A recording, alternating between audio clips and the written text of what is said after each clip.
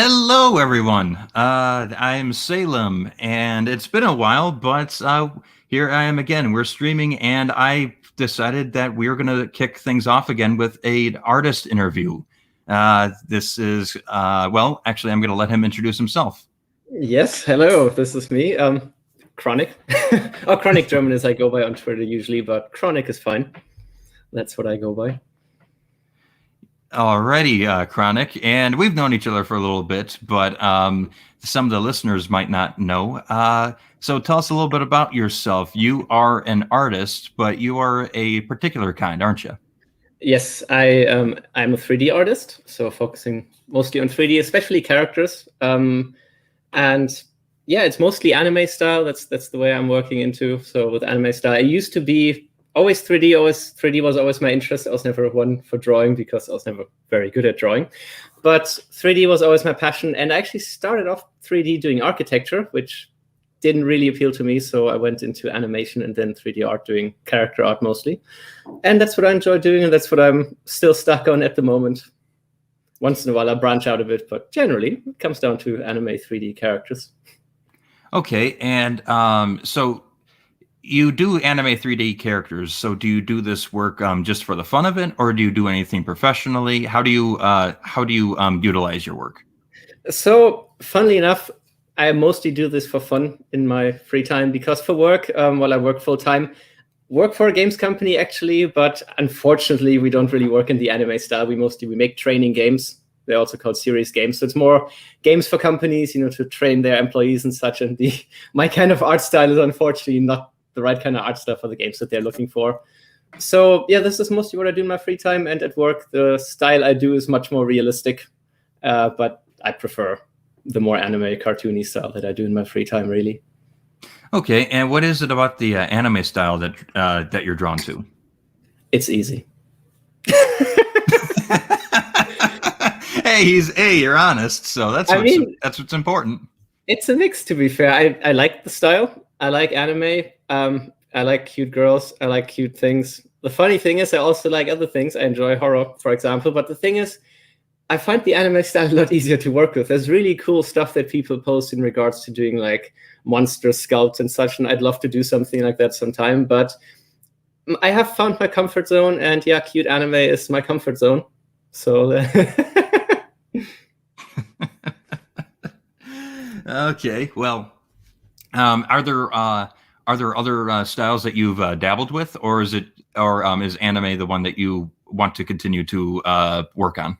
I've dabbled in a few things. I've tried doing it's still cartoony, but I've done like a figure based on like a French cartoon, for example. So it still stays in that cartoony kind of style, flat colors and all that.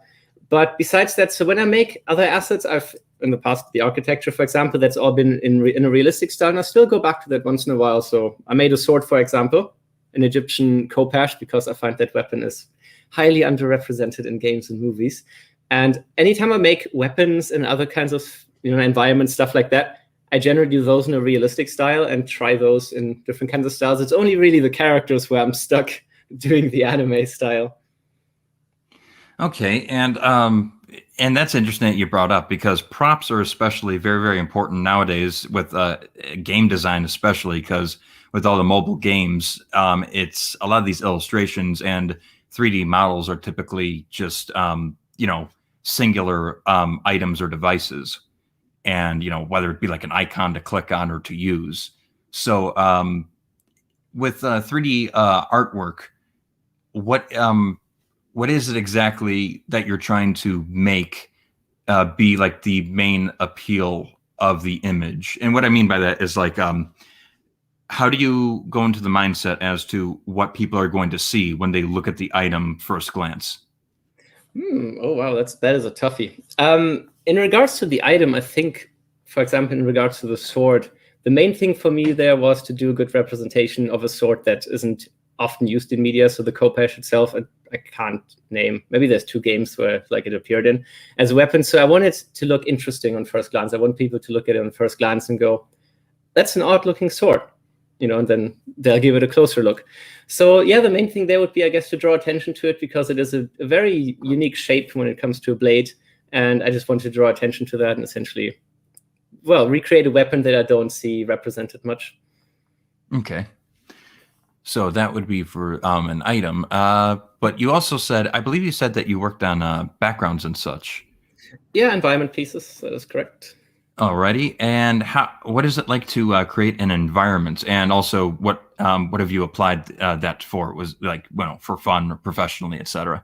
Yeah. So environments, I mean, yeah, you approach it quite differently, of course, because when you do a character or an item, that's a single piece, and you can approach that as a single piece with an environment.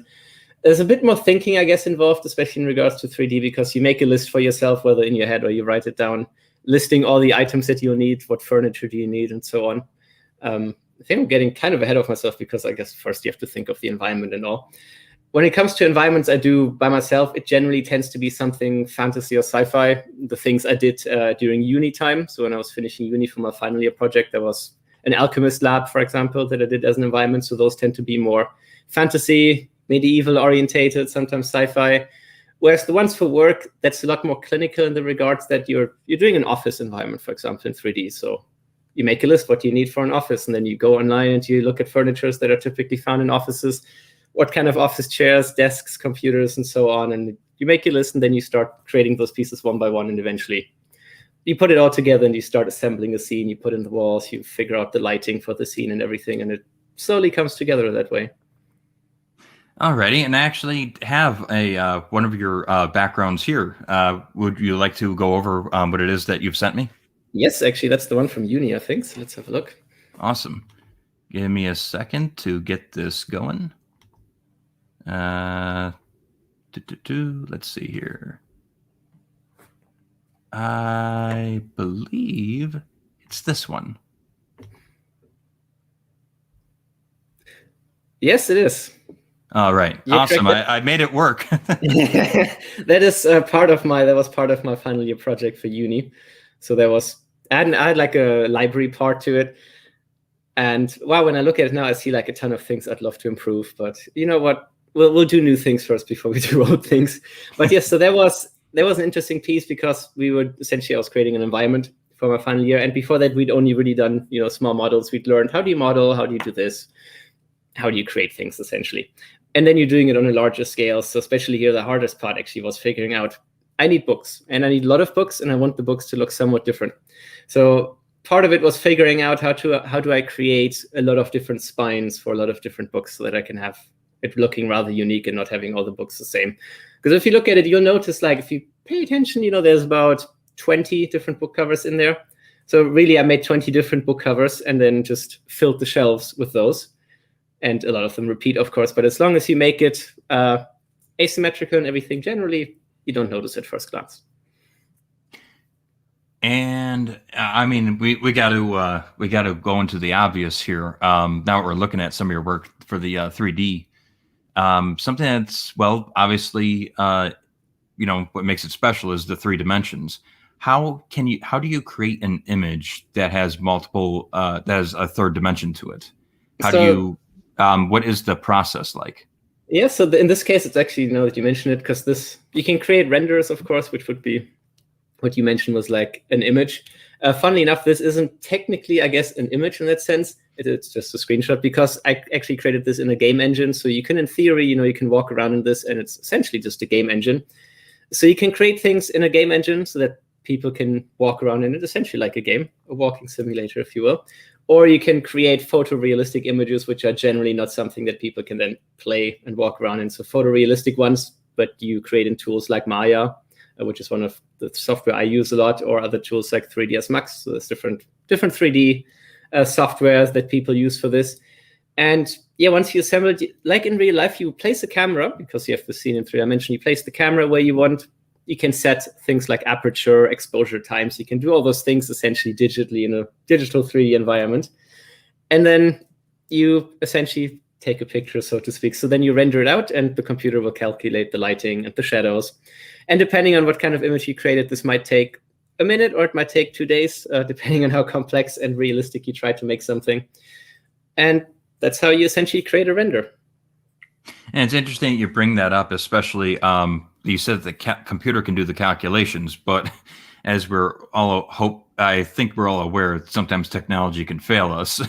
So what is the process like for when you have to put your thumb on the scale, so to speak?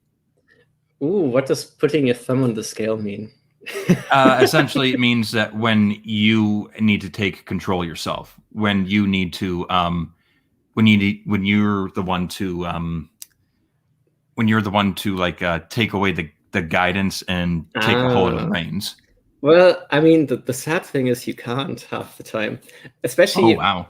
when you're creating something that you're then rendering in an engine and that needs time to render out, like you're doing a photorealistic image. If the program says it'll take 5 hours to do it, then the program will take 5 hours to do it. The only thing you can really do there is you can set the parameters, so you can make the quality look worse. So you can say we don't need the shadows to be calculated as realistically or as not as correct as they are. And yeah, you can reduce the quality to make it render faster, but really there isn't anything for you that you can do to speed up except maybe buy yourself a better computer. Or pay someone that's render farms. You pay another company to do it for you, which is quicker, but it'll cost you money, of course. So yeah, that's one of the ways you can speed it up, I guess.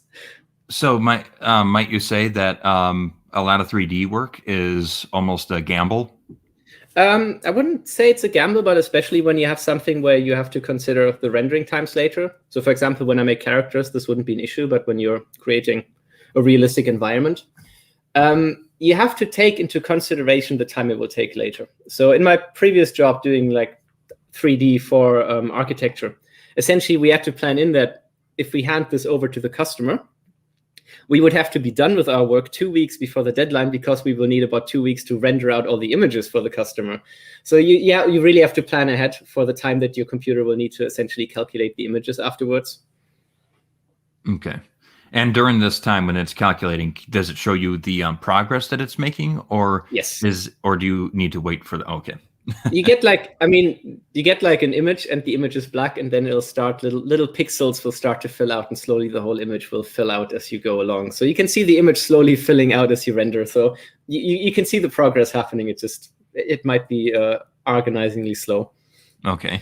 And while you're seeing the progress, if you notice that there's a mistake or something's going awry, since you had to put the information into the computer, how is it that you can find your mistakes?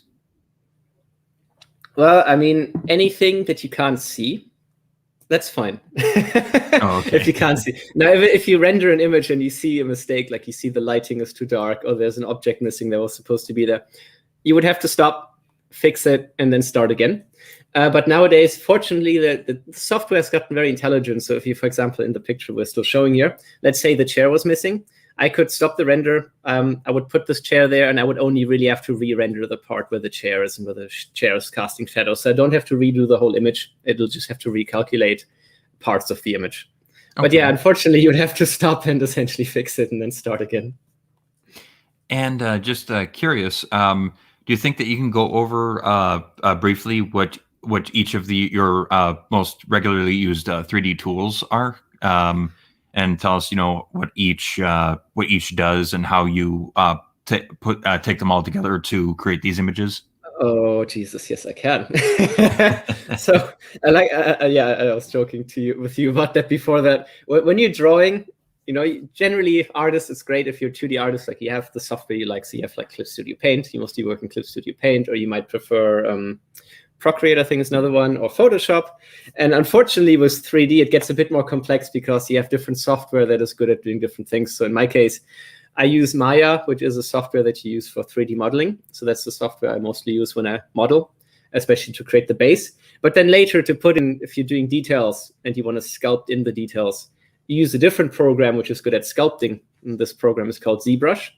So I have one for modeling, one for sculpting. And then after that, because you need to paint the model, so to speak, you have to texture it, I have to bring the model back to Maya so this process is called unwrapping. Essentially, you take the 3D model and you have to flatten it, like doing a reverse origami piece where you essentially flatten it down into a 2D picture, and then you can draw on that so that you can paint the model. So I bring it back to Maya to flatten it, and then it goes to Substance Painter, which is the program I use for texturing. Or quite often, with a lot of my models, because I collaborate with Omen a lot on those, and she usually paints them by hand. So she essentially takes it into Clip Studio Paint, and then she paints over it in Clip Studio, hands the textures back to me. Some people might not know who Omen is. Can you just mention who she is? Omen is that weird one in the chat there, though. So Omen is my girlfriend. And yeah, Omen is my girlfriend. And of course, because of that, we have been collaborating a lot, and it actually works really well because she's a 2D artist. I'm a 3D artist. So by our powers combined, it's really great because I can do the 3D part and she does really lovely hand-painted textures. So when she paints the model, it's much, much better than anything I can do. And that's how it goes. It's like the Wonder Twins, except they're not twins. Kind of. Actually, it's funny that you brought up the whole comments, because I was just about to say we hit about the 15-minute mark, and every 15, 20 minutes, I like to just go through the comments, see what people are saying. Hello, everyone. And yes, so we got Katie here, Omen's here, Keith is here. We got Gambit is here. Gambit. And those are all the people that have been commenting in the chat. I've seen that we've had anywhere from like 8 to 1 viewers, but for some reason, I think that the viewer thing is a little skewed. So yeah, that's fine. I never know how many people are watching, but a lot of people just saying hello. And then Omen also said, rendering is such a scary part of the 3D pipeline. We're anomalies. And says that Maya decides the lighting doesn't want to work or be weird, ... because. Yeah, those things happen, unfortunately. And then we also had Omen also said earlier she needs her character sneaking about in here stealing alchemist stuff to sell. No, please don't. To be fair, actually, in this picture, it's mostly the books, so you can steal the books. You can't see the alchemy lab here, so it's fine. But the books teach you about alchemy. Okay, but I don't want to get too sidetracked. But no worries. Okay, but let's see here. Well, we talked a little bit about your 3D stuff, but I kind of wanted to go over that because I want to spend the majority of time talking about the thing that seems like you have a little more interest in, love in, which is the character designs. Yes. So we're gonna go to the to some of the characters that you've made, but we're first going to start with one that you sent me that you said was your first. So I think that this would be a really good example to go over exactly what the process is, and also let's start some stuff that you were just learning, and then some mistakes that you made that you would like to improve on, or that you have improved on, I should say. Okay, so let me pull that up. I never make mistakes. He's a true German, ladies and gentlemen. Pure efficiency. The first model, but once you have that going, that's the first character model I made, the first proper character I did. So it's quite simple. I wouldn't say I've made any big mistakes there, but I chose something that is easy enough to do that I wouldn't be running into issues there. So it's nothing complex, so to speak.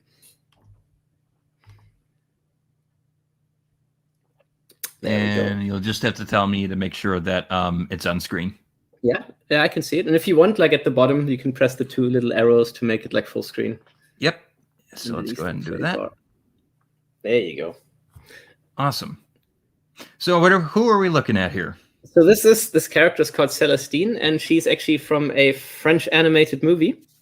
And this was for a uni project as well. We were for an animation course, essentially. And we had to make a character, animate the character. And I had just watched this French movie called Ernest and Celestine. And it's actually a really cute animated movie, so I highly recommend watching it.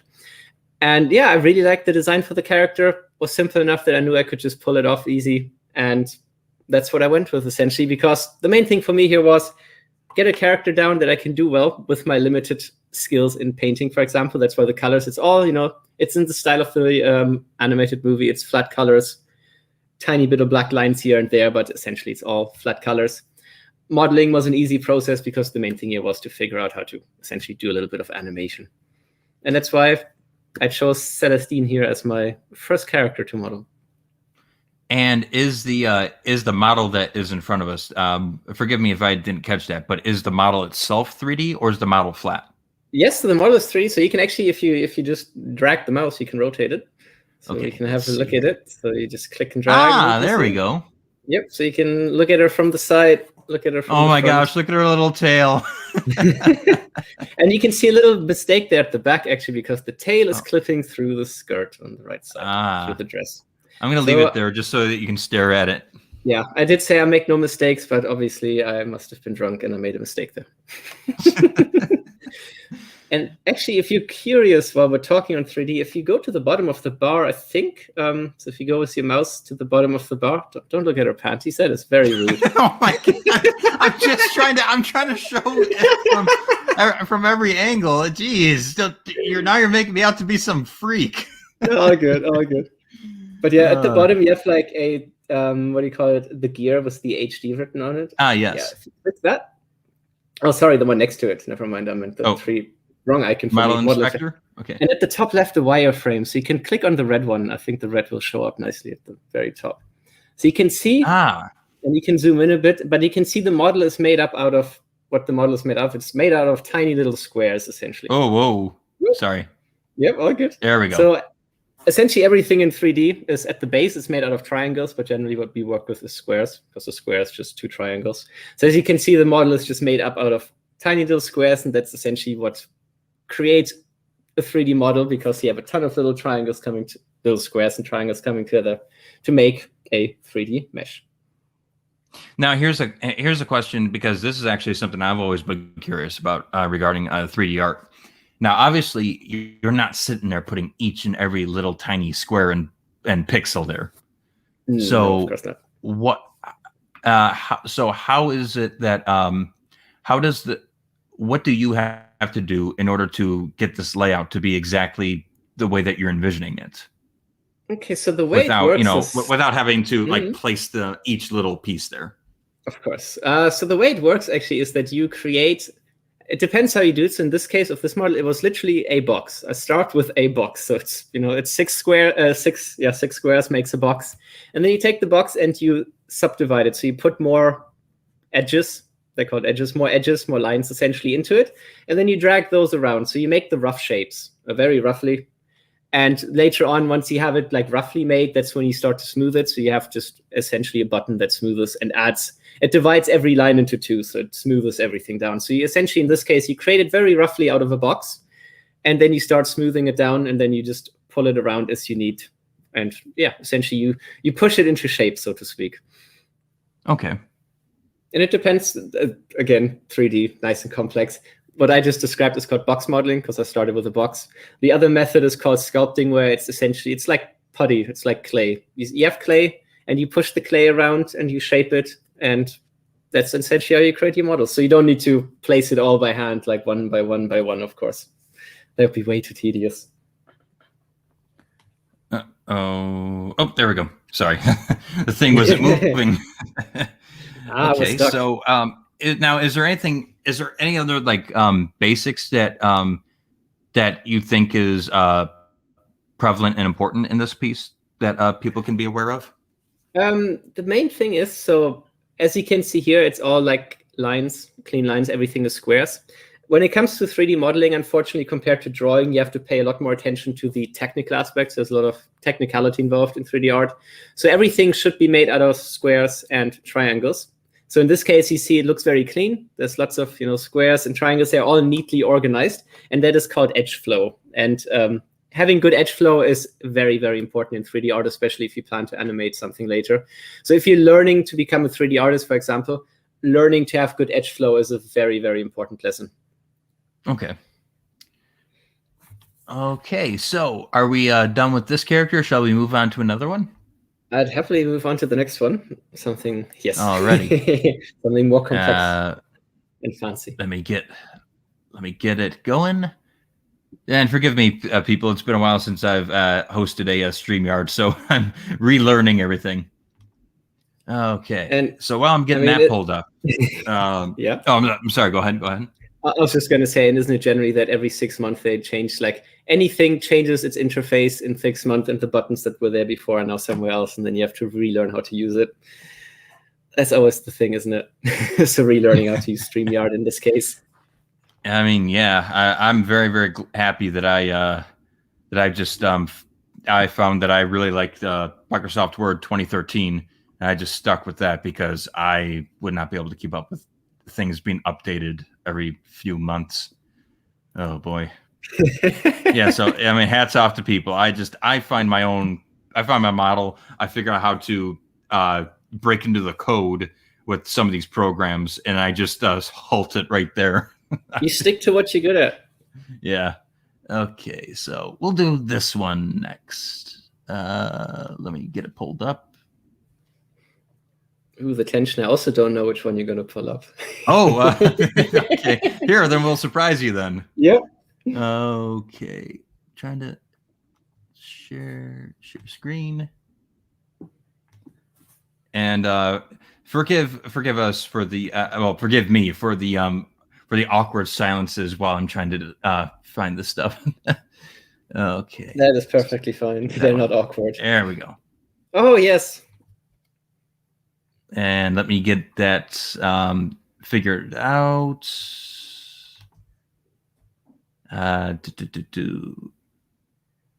Trying to sorry, I'm trying to get this to how we had it before. There we go. No, that's the full screen button.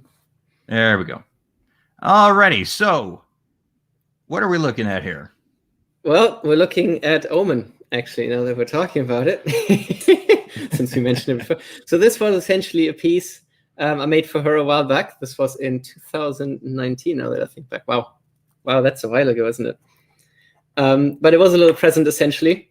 And yeah, this was, so where should I start, actually? It's a later piece, of course, 2019. So I have a bit more experience at this point regarding character modeling. So in this case, making the character model here was a lot easier for me because I'm much more attuned to the workflow now, and then giving a little animation and assembling it all together and putting it all together. But actually, fun story here about the creation process. So when I was making the Omen character model, because I had to make a model essentially of Omen to put in the scene, of course, it looked, so when you model stuff in 3D, before you put the painting on and the texture and it gets color, it's all gray. And so I had the character model almost done. It was all gray.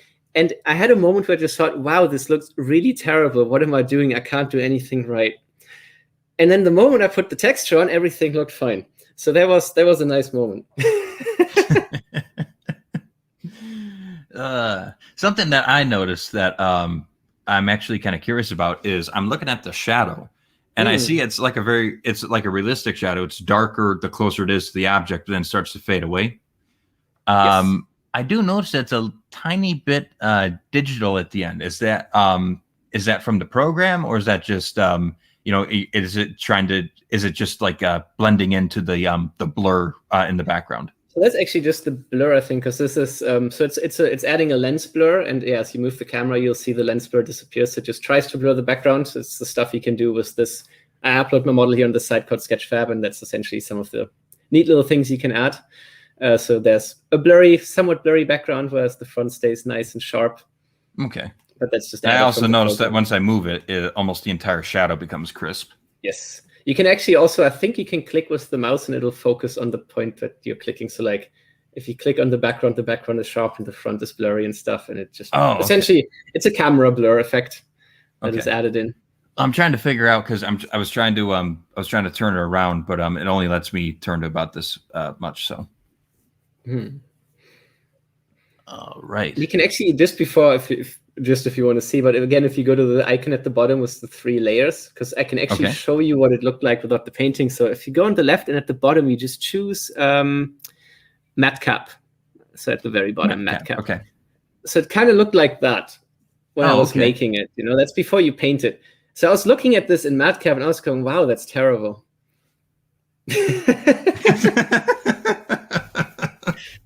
It really needs, like, 3D models really need the coloring and the painting and the texturing to look good generally. Like that's, especially with the kind of anime style, because things are the shapes are simple. So you really need some painting and texturing on it to make it look nice. Right. And I'm a little curious. So how did you get the objects to float in place? Because you have them so that they're just a little bit in front of Omen's head. So how are you able to fix it so it's like these items aren't necessarily maybe bonking into her? So when you animate things, I mean, you can choose the location, of course, but you can also say, for example, the crosses, they're stuck to her head.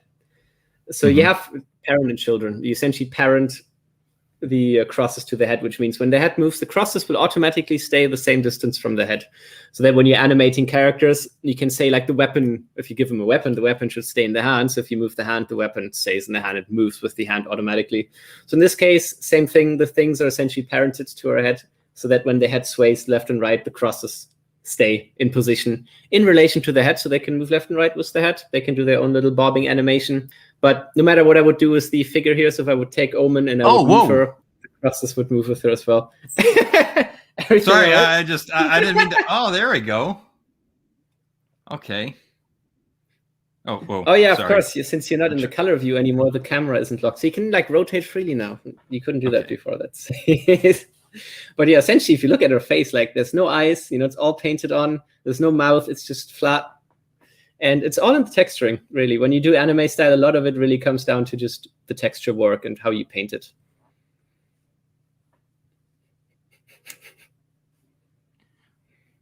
I'm just, I was just going to sit here for an awkward moment of silence for this faceless entity. It's just, yes, you got... That faceless entity is sorry, my girlfriend. That is very... No, I'm just messing with you. It's like, oh man, now I feel bad. Now you did it. No. It's not your girlfriend. Whoops. That's not your girlfriend. You can switch between different colors. If you're looking for colors, it's at the top. It's final render. That's how you can switch it back to color. Okay. At the top, final render. Yeah. There you go. Okay. So here. Back to color. Yes. Now it has. Again, she has eyes. She has a mouth. Oh wow! Oh wow! That's interesting. So I got I've got the notes pointed at me. So about when you were spacing this out, actually, since I just noticed that, about how far out did you have to make sure that the notes were in order for it to not be too crowding in the image? Like how do you space that kind of stuff? Like we talked about the crosses, but is it the same thing or is it something different? That's the nice thing about 3D, because you're putting it all together as a three-dimensional piece. So you can grab anything at any time and move it. So essentially I created the notes and then I would just move them around my 3D space, so to speak, move them up and down, left, right, back, forth, until I found a place where it looked good. So the good thing with 3D is essentially something that you can't do as well in drawing, depending on what you draw. That, of course, it depends. But like you can move things within the three-dimensional space at any point. Even now, I could essentially go back into this file and go, actually, I want the notes to be further up, and I can just move them and click update, and it's all good. So the good thing with 3D is that you can, because you're assembling it in real time, so to speak, you can move things as you're working, and you can keep putting things somewhere. You can make them bigger, smaller, put them wherever you want. And it makes it a lot easier and freer, I guess, when you're compositing an image, because you can just choose where to put it. Okay. Now, obviously, you didn't do this, but I did notice that there was water. Down here, and I do understand that. I hear that water is some of the most difficult stuff to work with. So I'm a little curious, and I hear it's because there's just so much movement. Now you've got Omen moving here, and you've also got the notes moving. To have more than one object moving at once, is that extra steps that are difficult to make work at the same time, or is it fairly easy?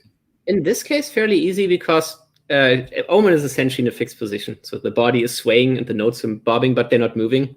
It gets more complex, and it's not that it's just extra effort, but you create every animation individually. So if you animate Omen, that's one animation, then you animate something else. So especially if for example, if you have two characters interacting, you would have to animate one character, then you animate the other character, and you obviously want to make sure that the animations match up if they're interacting, and you essentially switch back and forth between the models, fixing up the animation a little here, a little there. But again, the good thing compared to when you're drawing an animation in 2D, in 3D, because the animation, like here, it loops, right? So I can go at any point and essentially change the keyframes and say, actually, this hand needs to be higher up when it moves. The head needs to tilt more this way.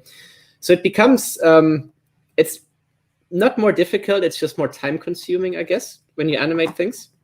Though I think in your case, because you were mentioning the water, and fortunately in this case, the water here is just flat and blue and doesn't actually move. Water can be complicated in like proper, like 3D animated movies where the water needs to behave correctly, realistically. The water has to be simulated so it behaves like real water. That can be, I've never done that. That's called fluid simulations. I know that's a very difficult job. They have people whose only job it is to essentially make sure the water looks right when you talk about like Hollywood movies and stuff. So that's one subset of 3D that I imagine is quite technical and quite difficult. Yeah, I think I remembered that there was a bunch of obviously behind the scenes videos that you can watch about the movie Moana, and I remember seeing like there was like 3 or 4 videos that were just all about the water, and when you look at how fluid and perfect that water looks, I was like, yeah, I can imagine. So essentially, yeah, I mean, they'll have people, like I imagine more than one person actually, who essentially just does water and makes sure the water works and is behaving correctly, and it reflects the sun the right way and looks nice, and the waves are crashing just right and everything. That's tough job, I imagine. All right. Well, we're getting through another chunk of time, so I'm gonna look at the chat really quick. And I can see the chat here as well, actually. Yes, and we got Omen saying nothing to deny here. I'm not sure what that was in reference to. That was, I think, when I called her weird. Oh. Katie called her the weird one, it seems. Yes, she knows it's true. And she says she started making a character, a sneak thief build, and will continue to make characters, sneak thief build. Hey, I'm in the same boats, sneak thief and assassins all the way. It's nice, but sometimes you gotta step out of your comfort zone, and then you boot up Skyrim and you make a warrior, and you just hit things in the face with your sword. Nobody. No. I gotta stop you there. We all try to do that, but at the end of the day, we all become stealth archers. I mean, personally, I have not, but I have done stealth archer playthroughs. But no, I like to take things head on, especially when I play an Elder Scrolls game. I like to take things head on. Okay. Katie agrees with me. No one plays a warrior chronic. Yes. No. It's quite funny, especially because when I'm playing and Omen is watching, and the other way around, I go head first, and Omen is like, "Why aren't you sneaking?" And then the other way around, I'm like, No, stop sneaking. Just run in. Just run in and attack. Let them all see you. Just attack them. And Keith says, "Daw, little mouse." So he liked your mouse model. Nice, thank you, Keith. Omen just starts cracking up. I'm not sure why. And she also says, yes, with the cat face. I'm assuming that's this one. Then she also says, "It's a lovely gift," and she loves the atop a hoge swing.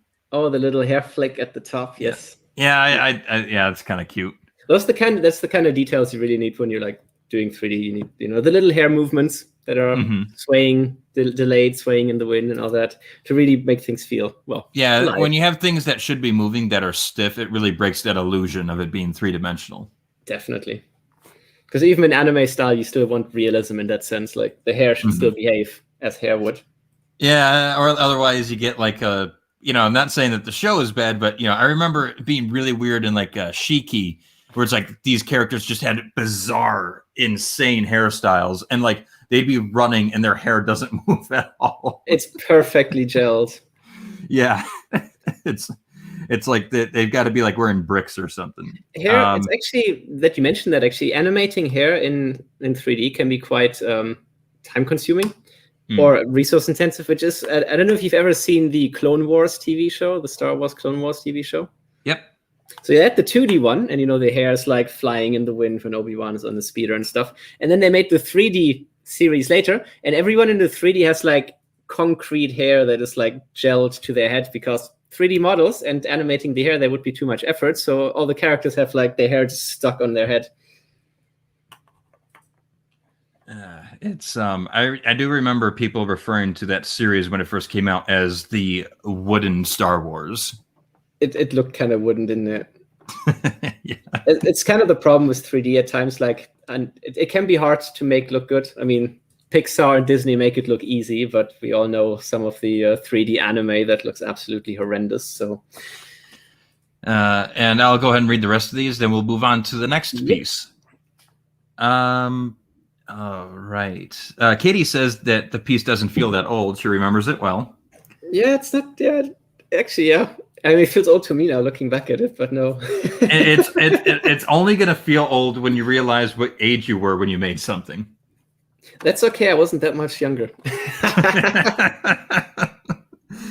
I don't know. Like I'll look at papers I wrote in college, and I'll be like, "Oh wow, I was oh god, 19. Wow, where'd that go?" Okay, and let's see here. She says it was a lovely gift. Oh yeah, I already went over that one. Katie, hard to disagree here. I play a warrior at times. But to be fair, sorry, you go ahead, Salem. I was just going to say, Chronic is a nerd, therefore just a mage. Yes, Omen is right. I generally default to magic a lot. I love magic. I mean, magic is really fun. It's just Todd Howard's magic isn't very fun. There's good mods for that, though. That's a nice thing. You can mod Skyrim or Oblivion or Morrowind, and you have like the best, really cool magic systems. Why would you want to mod it when it just works? Because it stops working when you mod it, and that's okay. Okay, and then Kitty also, she only plays spells, swords, and conjurers. I've actually gotten into conjuration too. I love conjuration in Elder Scrolls and especially Skyrim. Animating hair is freaking hell. 2D or 3D, bald, Lego hair, or buns. Yeah, Omen. Agree. And she also says those are the only acceptable hairs for animating. Yeah. I don't know if if she was referring to the Shiki thing or what, but I mean, like she said, in both cases, whether 2D or 3D, animating hair is hard. So the easiest thing is you give people short hair that you don't need to animate, or no hair at all, or you give them buns or some other hairstyle where the hair doesn't move much. That generally is a cheap way to get around that. All right. So we're going to move on to the next character. Should I surprise you again, or should I tell you who it is? I can guess, but it surprised me. Okay. Trying to make this work. Oh my goodness! Come on, Boomer Salem at it again. Technical difficulties. We'll be right back. After these messages. Please, no ads. There's enough ads on YouTube already. We don't need ads in this. Chronic, I'm going to let you finish but first, I just have to say, this video would not be possible without our friends at Raid Shadow Legends. See, at least some of the Raid videos are fun. Like when Internet Historian chills, Raid Shadow Legend is hilarious when he does it. Same, he does the NordVPN ads, like he advertised for NordVPN. But the way he does it is just hilarious. So I'm okay with that, as long as he do it the right way. Ooh. Actually, I love. I'm a big fan of the YouTuber account Dankula. He does the Mad Lad videos. Oh yes, of course. And oh my gosh, I love it how when he does the Raid Shadow Legends jokes, that he just has a shit-eating grin on his face. He looks right into the camera. And he goes, "It is indeed your boy, Raid Shadow Legends." But it's much better to do it like that than to do the standard and this video is sponsored by yada yada yada. So yeah. Okay, so moving on. Yeah. Who are we looking at here? So this is actually Gambit's commission that I finished a while ago. So this is Gambit's character, Sakura. And that was actually my first 3D commission, and so far my only one, because I've been unfortunately too busy with work to really ever open commissions up. But no, Gambit was interested in a commission, and I said, hell yeah, let's do this. First commission for me. Let's try this. Let's do this. And he wanted his character essentially done in a dynamic pose. And this is essentially, so after, how it works, we talk about it. The nice thing here is, I made the character. We only had to agree on the pose later, because first you make the character and then you pose the character after you make it. So, you have all the time in the world to deliberate how will the pose look, and then you can move things around. So one of the advantages with 3D is, unlike 2D, you don't have to draw the character in the pose, but instead you make the character just standing still. And then you pose the character afterwards. So then you move the arms, the legs, and everything, and then essentially put them into the pose you want, and you can readjust things as you go along. I don't mean to brag, but I think I made this infinitely more badass. Yeah, turn if you find that was the camera angle, turn. I like it more from the front because the eyes, it's a very intensive stare. So I prefer the stare from the front. I don't know. It's a personal thing of mine, but I've always found it when it's like the character's looking at you just with out of the corner of his or her eye. Of course, of course. But what's interesting about this one is it is a lot more detailed. And is that because you never intended to have it moving? It's more detailed because in this case, actually, so the modeling is not that much more detailed. It's actually, well, modeling wise, it wasn't that much more. But the difference here is that Omen, in this case, painted the texture for it and added a lot of detail into the texture work that otherwise wouldn't be there. So yeah, modeling wise, it's a bit more complex because the mouth and the eyes are actually properly modeled, the tail and all that. She has a tail. I didn't realize that. A tail and a ponytail. And of course, in each, the hair bundles, the hair strands are modeled. So there's more hair strands than on the Omen model was, for example. So, but a lot of the detail also comes through the texture work, essentially. And now here's something. Here's another question I had. Because okay, so when you're talking, when you're out about in real life, and also looking at artwork, there's something that happens quite a bit, which you're looking up a sleeve or like a pant leg or a skirt or like a collar or something. It's like you see into like into the clothes and into like the more of the body parts and everything. Yes. A lot of people, they just tend to either do one of two things. They'll show it in its entirety, or they'll just completely blacken it out. Or they along with the blackened out part, they might just add a little bit of shading to the skin. Yes. With 3D modeling, how do you go about that? Because I'm noticing there's little ripples here and there in the skin. So it's like, it seems to me like you went with, but I'm taking this from just like what I know about 2D stuff. So it's like, it looks like you went about it like showing as much as you need to, then it like starts to cut off. Essentially, yeah. How do you determine how much is shown before you cut it off? Because it seems to be something kind of difficult because and this is just my assumptions here, but it seems to be difficult because you have to then create the fabric and how it's going to lay against the so in this case it's the arm. Yes. So the thing there is essentially when I essentially created the model, I started out actually with the model with the arms and the shoulders completely modeled. So essentially I modeled the whole upper body, and then I built the clothes around it. So the body first, then the clothes. And then after I had the clothes, because there's certain parts now that you don't see anymore, the arms are cut off from the elbow down. Everything from the elbow on is cut off because it's in the sleeve, so you can't see it. So essentially in this case, I made more of the model than really was needed because anything below the neck is covered now by cloth. So I cut below the neckline. Essentially, there's no body underneath the clothing because I essentially cut everything below the neckline. And same from the elbows down, anything that isn't seen, you just cull and you essentially cut those pieces of the model away. So it really depends what you need it for. And in this case, because I knew, you weren't going to see the shoulders because she's wearing clothes over it. So the naked shoulders can just be removed from the model and don't need to be included. So it's a dynamic process, I guess. Yeah. It's something that I see a lot in like, especially the older 3D shows that you would sometimes see as a kid. Is it just like the arm would just jut out of just a black void in their clothing, and it really, really clashed and it didn't look right. That can also happen because they made the model for the TV show, and then they made a scene and they go, well, we need the model to do this thing, but they hadn't planned for that. So the model was modeled in a way that they never expected you, for example, to see down the sleeve.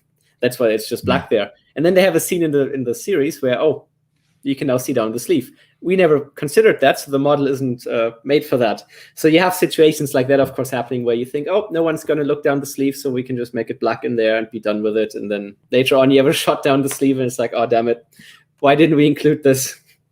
Yeah, and that's why I brought it up, is just because that's always been something that has, like, caught my eye. So it's like when I actually saw that, it's like, oh, look, he actually, did a little bit of the arm here. I was just I was curious, like, how that all goes about, because in my opinion, I think you would agree with me, this would look really awkward if just she had hands popping out of just black voids in her sleeves.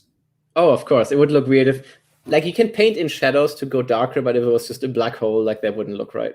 Especially not with the lighting that we have here. And you were talking about lighting and such. I gotta say, something that immediately draws my eye is the shimmer on the sword. Yes. Can you explain how you were able to make that work? So the sword itself, so you can add, because it's like the shimmer goes away depending on where I move it. So that's the sword, because it's a metal texture. So the sword essentially reflects light. So there's a light that I placed in the scene, so like a spotlight. So the light is calculated. It's not the lighting isn't drawn onto the model, but there's an actual light in this 3D scene. And so depending on how you angle the camera, the sword, being a metal material, catches the light and reflects it.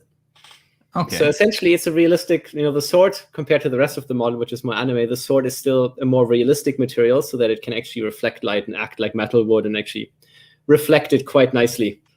And of course, the camera blur adds to it, because thanks to the camera blur, the lighting, the glow around the sword essentially blurs and glows. And actually, now that you mention it, the sword itself has a light in it as well. So we essentially painted a light source into the sword. So the sword itself also glows. Okay, so it has a little more of an impactful image. Yes, and same with like the petals. The petals are essentially glowing by themselves. So besides the light that we have in the scene illuminating it, the petals also glow. You're looking at the tail there. Yeah, no, I'm actually trying to. That's actually what I was trying to do was move on to the tail, because I'm trying to I'm trying to just get a look on it. It's hard to keep it focused on the tail. Yes. Just because the camera just pushes into it so much. Because I did notice, like, you painted some line, or Omen painted some lines into this. So I just wanted to show I just wanted to ask a little bit about, you've got shapes to add the texture, to like show texture, but you're also got the colors to kind of play into that. So yes, I was actually going to ask, like, how important is it to balance the two in order to show texture? Because it looks like you need to work off of colors, lighting, and the actual shapes in order to convey, like, you can tell that this is supposed to be fluffy. So it's like, how are you able to make it so that the person viewing this gets that impression? So really, you have to use the strength of both 2D and 3D in this case. So you can model it with 3D. Of course, you can put in little tufts of hair, but to really emphasize it, so you need both. You need to model in some tufts of hair, but on top of it, you also need the texture to have painted streaks and everything painted into it, so that you have a combination of both. So the way it works best is essentially when you can utilize both to its full effect, and you can model it and then add the texture to essentially emphasize it even more. With anime, the texture matters more in this regard. And if you were doing a realistic style, the texture would matter less, but then you would have to put a lot more effort into modeling it and making it look fluffy in the models. So with the anime style, for example, the 2D, I'd say outweighs the 3D a bit in regards to making things look fluffy. And in regards to more realistic stuff, the 3D would be more important than the 2D. But really, you need a blend of both elements to make it look right. Okay. And I also just realized, and this is kind of cool, the shine from the source of the light on the knob of the sword. That is yes, you have the little really cool points there where it reflects, because that's also metal. Yes, so you can see the little glowy bits. Yeah, it is a really cool piece, and something I know it's not. I assume it's not intentional, but I also like the fact that it's like, no matter which angle you look for, it almost feels like the eyes follow. Yes, that is actually, now that you mentioned, that's because when you model something in 3D, you don't necessarily model it like it is in real life. So in regards to all my anime characters, none of them actually have eyeballs. So the eye there that you see is actually inverted. So it's not an eyeball facing out, it's actually a hollow with an iris in it, which is why when you rotate the camera, it kind of looks like it's following you, because the way to make anime eyes look good in 3D is that you don't actually model an eyeball, but instead you make a hollow, essentially. You make a hollow piece where the eye should be, and then you put a floating iris in it, and that indirectly gives the effect actually that it follows the camera a little as well.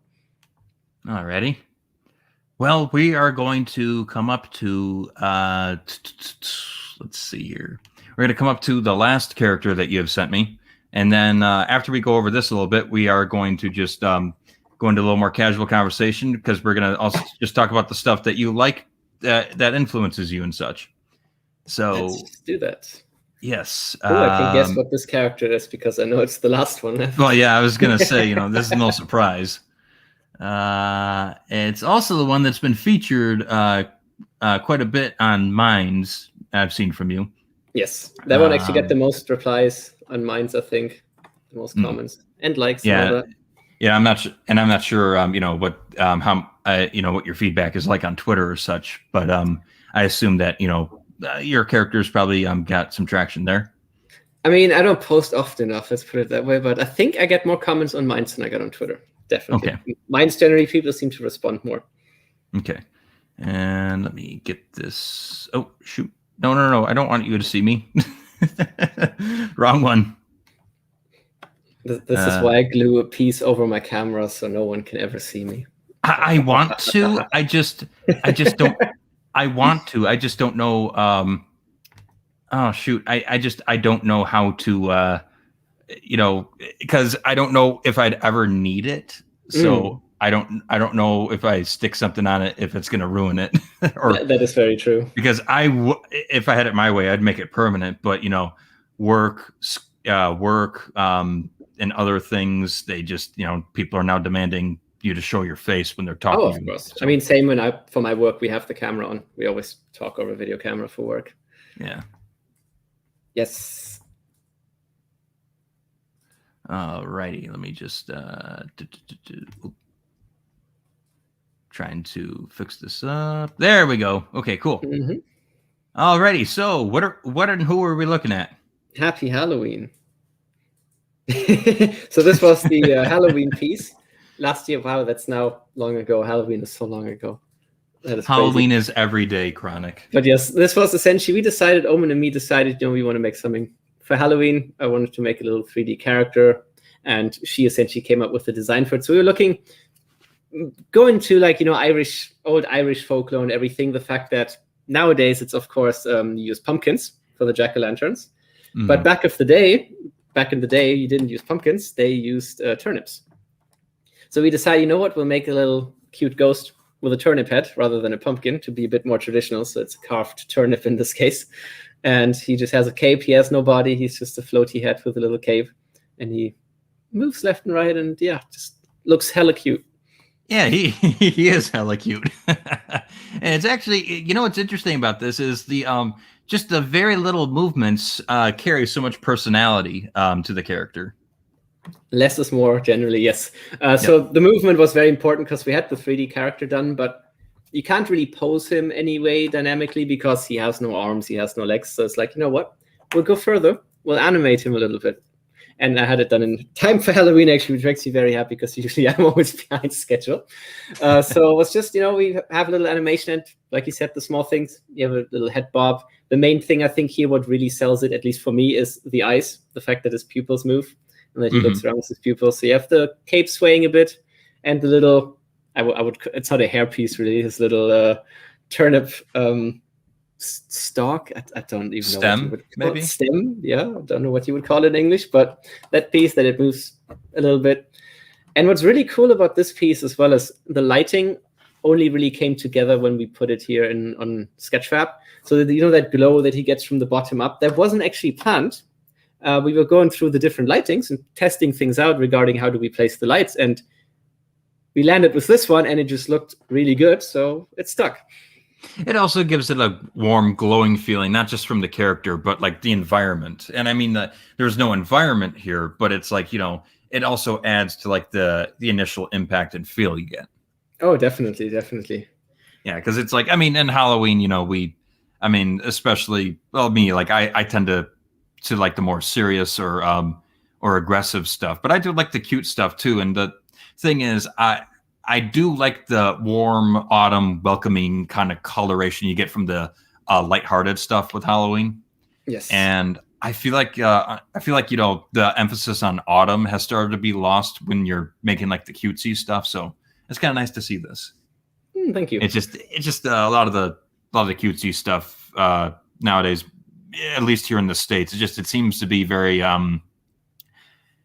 it seems to be more commercialized, and it's a little less about it's a little less about trying to excite kids and adults and stuff, and more so to sell the product. So it's like little touches like this, I think, get lost. The commercialization of our holidays, isn't it lovely? Oh, to be fair, Christmas has pretty much always been that. It depends how you celebrate it, but yeah, I guess on the large scale it has. In the States, at least. But I should actually redo him for this Christmas. For not Christmas, Jesus. I should actually redo him for Halloween. You could give him a Christmas counterpart. I could actually, yeah. We could work on that. But no, for Halloween, I think redoing him in like a realistic style and more scary than cute. I don't know. Might be worth a try. Who knows? Actually, I noticed something interesting. You see the shining line on the edge of the cutout for his tooth right there? Yes. I actually see that on the edges of a lot of them. What are these lines? Are these just where the model clips in with the abyss in the background?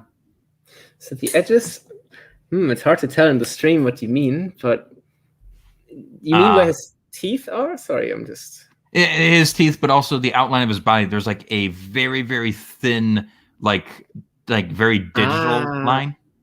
I get what you mean now, yes. So the thing here is actually that you can add the same way when you do, I guess when you edit photos or videos, you can add effects to the scene, post-processing effects. So they're just filters essentially put over the picture, like Instagram filters. So in this case, there's a filter laid over him that kind of sharpens the edges. So that's just an artistic choice, essentially. That's not something you have in all 3D models, but just in this case, it was an artistic choice to give him a little camera grain, so it's a bit grainy, like an old-timey movie. And then there's a little, sharpening going on around the edges to essentially highlight the edges more. Okay. Alrighty. Well, is there anything else that you would like to comment on this little guy? Not directly, no. Though I will agree with Omen. I will just add a Santa hat to him, and then that's the Christmas thing done easy. There you go. Oh gosh, first Jack, now Turnip Man. Yes. Santa's not going to have a good relationship with Halloween. That's okay. We'll go back to Krampus anyway. Yes, there we go. Krampus needs a little helper. I mean, Krampus had, not a helper, I guess, but Saint Nicholas was his buddy, let's say. Boy. Well, I'm sorry. Go ahead. I was just going to say Saint Nicholas and Krampus are a perfect pairing. Like, it's amazing. They are, but the thing is, I think, especially nowadays, we've made it so like Krampus is more of like a horror entity, and we no longer see him as like the pairing of Saint Nicholas. True. They generally, I like the Krampus movie. I gotta say that was a really great movie. Oh yeah. But yes, obviously Krampus is the bad monster, and Saint Nicholas doesn't really factor into it nowadays, does he? No, he doesn't. Which is strange, because it's like when I read into the actual like origins of the myth and everything, it's kind of interesting how it's like like back in the day we had, in a lot of religions, folklore and such, demons weren't always, I guess you could say, evil. Like they were more so just like what's the word? The inconvenient truth in a way. And it kind of seems like Krampus was almost like that, where it's like, he's the necessary evil in a way. So it's like, it's not that he's like twirling his mustache. It's more so like, he's got a job to do, but it's the not so fun side of the job. Of course. Saint Nicholas rewards the good kids. Krampus has to punish the bad kids. But the thing is, they both serve the kids in a way. Yes. As a kid, you learn very quickly that you don't want to upset Krampus, so you behave better.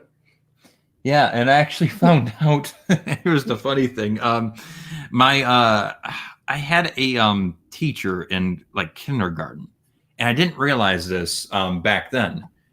but she taught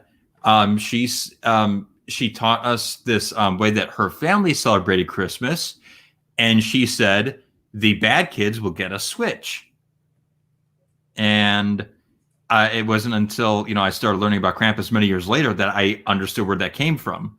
And then looking back at it even more again, I realized, wait a minute. She came into our class wearing like a traditional German dress at times. Ah. Wait a minute, she had an accent too.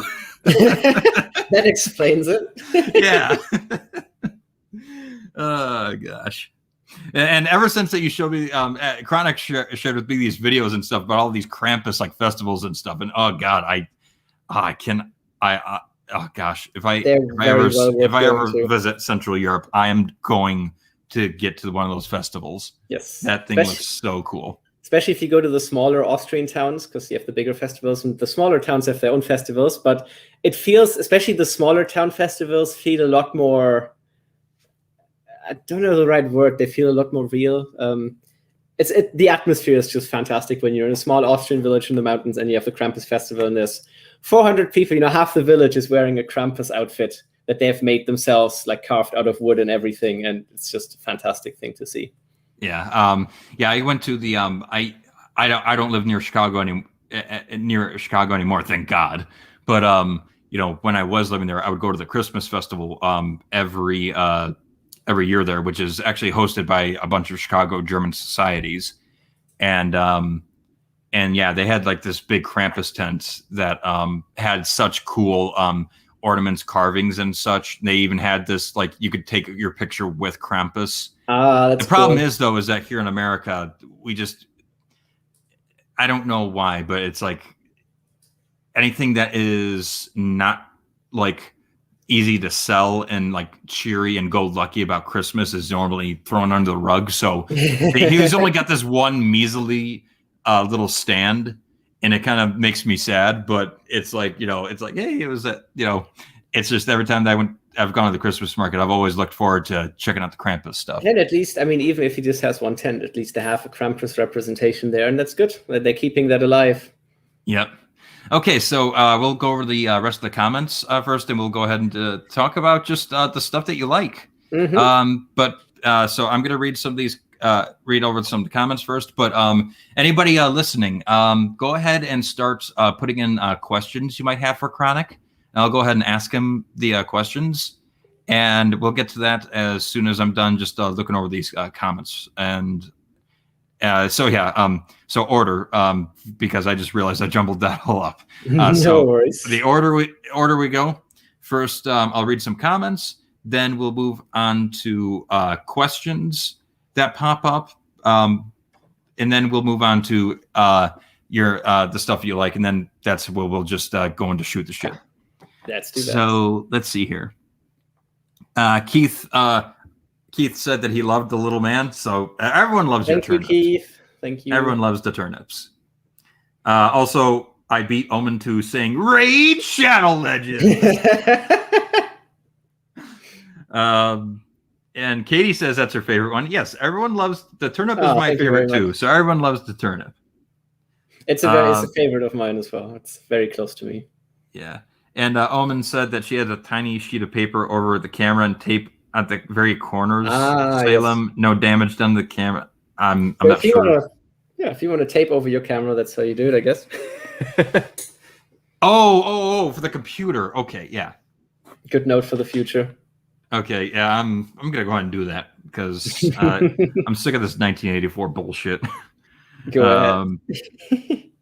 The Turnip Boy, Catface. Katie uses a Post-it note on her camera. That's actually a pretty good one. Easy to take off. Mm-hmm. Add Santa hat. Oh yeah, you read that one. Turnip Man Steals Christmas. I love this idea.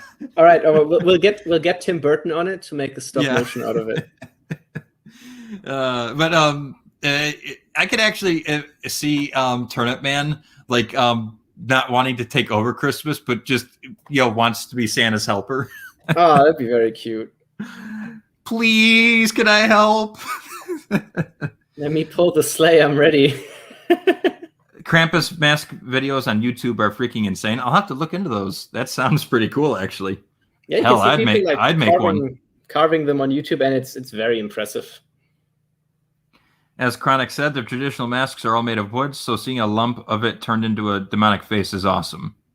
Yes, I mean, I've done a bit of woodworking in school back in the days, and it's hard work. So seeing people carve like the masks and everything, or people carving figures and such, the YouTube videos you see out of wood and turning a chunk of wood into something that like a sculpture is just, it's mind blowing.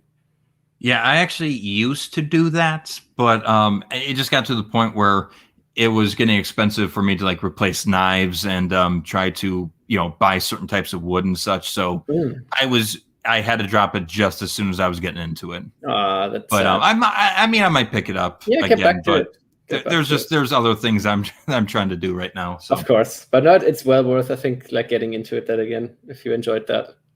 Mm-hmm. And so I'm caught up with the comments. So we'll just wait for some questions to roll in from people. And so I guess we'll talk for a little bit. Yep. So, I mean, the thing you keep coming back to when you're talking is, you keep saying that you like to use and watch anime. So I guess we'll start with the most obvious question. Which animes do you like? I don't like anime. What? I'm just kidding. Yes. So with anime, that is a tough question because I enjoy a wide range of things, essentially, and quite different things. So currently, actually, Owen and me were catching up on Hellsing Ultimate because it's on Netflix now. You can watch it on Netflix. So we're just catching up on Hellsing Ultimate. 2 episodes left to go. So I enjoy that kind. I just need to say right now that might be my favorite, at least top 3. Very good. I'd have to judge my top 3 later, but like I certainly very much enjoy Hellsing Ultimate. And then on the other side, I enjoy anime which is slow and boring, like Legend of the Galactic Heroes, which is essentially, so imagine like something like Game of Thrones in space, right? So you have you have 2 space nations who are essentially at war, the Space Prussians and the Space Americans. That's quite literally what they are. The Alliance and the Empire. And it's essentially like Game of Thrones, political intrigue and all that, except instead of like violence and stuff, you have people sitting around drinking tea and discussing politics. And it's slow and it's 100 episodes long and I really love it. So yeah, complete opposites really on the spectrum. Yeah. I mean, you got to dabble a little bit in everything, right? Oh, definitely. Like the thing is, doesn't matter what genre it is, as long as it captures your interest, right? Mm-hmm. Why not? I mean, I prefer the horror animes, but I absolutely loved Violet Evergarden. Oh, I've not seen that yet. It's on my list. I love the animation from what I've seen, but I should watch that because I've seen how beautiful the animation looks and I've heard good things about it. Yeah, I just rest in peace and heart out to the studio because they were the ones that I think they were attacked and a bunch of them died in a fire. So yes, unfortunately, KyoAni is they're also one of the best studios actually in regards to how they treat the animators. So it is quite sad what happened 2 years ago. Yeah. But okay, enough about me. Sorry. So continue. More animes that you liked. More animes that I like. My top 3. Let's actually go with that because you were talking about top 3. My top 3, I think, are all movies. Okay, maybe not all. So my top favorite movie would be Redline, which is like a futuristic space racing anime, which has superb animation. It's beautifully animated. 7 years, all done by hand. It's amazing looking. The story is very simple, but that's not what it's about. It's all about the animation. And then on the complete other spectrum, one of my other favorites is Millennium Actress, which is, I don't know if you've seen it, but that doesn't need to be an anime. Like Millennium Actress is essentially a movie that could also just be a live action movie. So it's very grounded and rather realistic regarding anime compared to something like space racing. And then my third one. Ooh. You mean you don't go space racing? I wish I could. Here. I mean, I'm gonna go tomorrow morning. I'll fly on over. I'll hook you up. Nice. I'm looking forward to that. Yes. And I'm just trying to think of a third one. It's just you just need to take these pills beforehand. Let's not. I think JoJo might actually be my third favorite, the JoJo anime. Now you're gonna have to tell me why you like it so much because okay, I have seen JoJo, but I gotta be honest, I don't get it. That's okay. It's JoJo is like it's a high IQ anime. You know, you need. It's just Listen here, Morty. JoJo, you have to be on my level, Morty, in order to understand JoJo. exactly. It depends.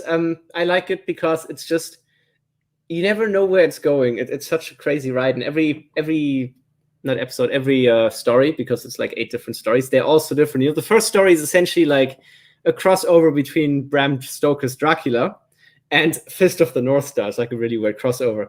And then the second one is like they're all very different, you know, in their plot. The third one is like 80 Days Around the World. So it's just very, very different stories. And you never know where it's going to go. And it's over the top. And I love it for that. And I also love the style because it's still very 80s anime. You have very burly men and everything. You know, it's pure muscle and energy. And it's just, I love the style. It's reminiscent of very old school anime in my regard. I suppose maybe that's why it was very clashing to me. Is just it seemed out of place, and I guess that was because it's like the story and characters I don't have a problem with. It's just there was something about the visual style that I found very clashing. But I suppose now that you mentioned that, maybe that's the purpose of it. Yeah, it's very colorful, isn't it? It's very bright and like bright, strong colors. Very, very detailed. And then given the plot of like you trying to make something like a Bram Stoker's Dracula kind of story, 18th century England, kind of horror orientated, but then you have those kinds of color elements. I can see how it could clash for you. But you know, I'm not here to tell people it's good or bad. You know, people keep telling me, you know, they love it, and I'm like genuinely curious every time. I'm like, you know, oh, what'd you like about it? So you might be. I mean, if you don't like the colors, for example, because I read a lot of manga. I actually mostly prefer reading manga over watching anime. And in regards to JoJo, the manga, of course, is in black and white. So the manga might actually suit you more than the anime did. Oh, okay. It looks a lot different in black and white. Actually, yeah, I've been reading manga like crazy. I used to like comics, but I've moved completely into manga, and I just a better selection in my opinion. And so I'm always looking for new stuff. I'm always looking for new stuff to check out. See, we never really had the Western comics in the sense that we never in Germany, American comics weren't very big, like DC, Marvel, and all that. What we had in Germany was we got manga, funnily enough, a lot of manga, and we got a lot of French comics, translated to German, of course. But the French comic market, like they have their own, they're the third largest comic market in the world after Japan and America. Very different kind of genres. The French comics, very different kind of comics. And we got a lot of those in Germany when I was younger. So I was reading both all the French comics and manga, and American stuff wasn't never really a thing in Germany. It's very interesting, actually. Yeah, it's actually I've been looking into French comics as well. Something that's very popular that people might not know was a French comic was Snowpiercer. Oh yes. Yeah, and I've actually looked into that comic, and holy crap, just you thought the movie was, you know, dark and twisted. You ain't seen nothing until you read the comic. Of course. I'm unfortunately not, but maybe I should check it out.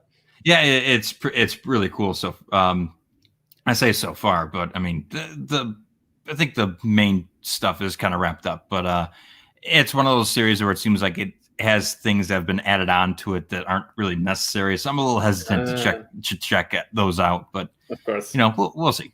But yeah. And but yeah, the cool thing about the French comics though is that and this is just because a lot of people don't know very much about them. Manga is actually heavily inspired by the French comics. Yep.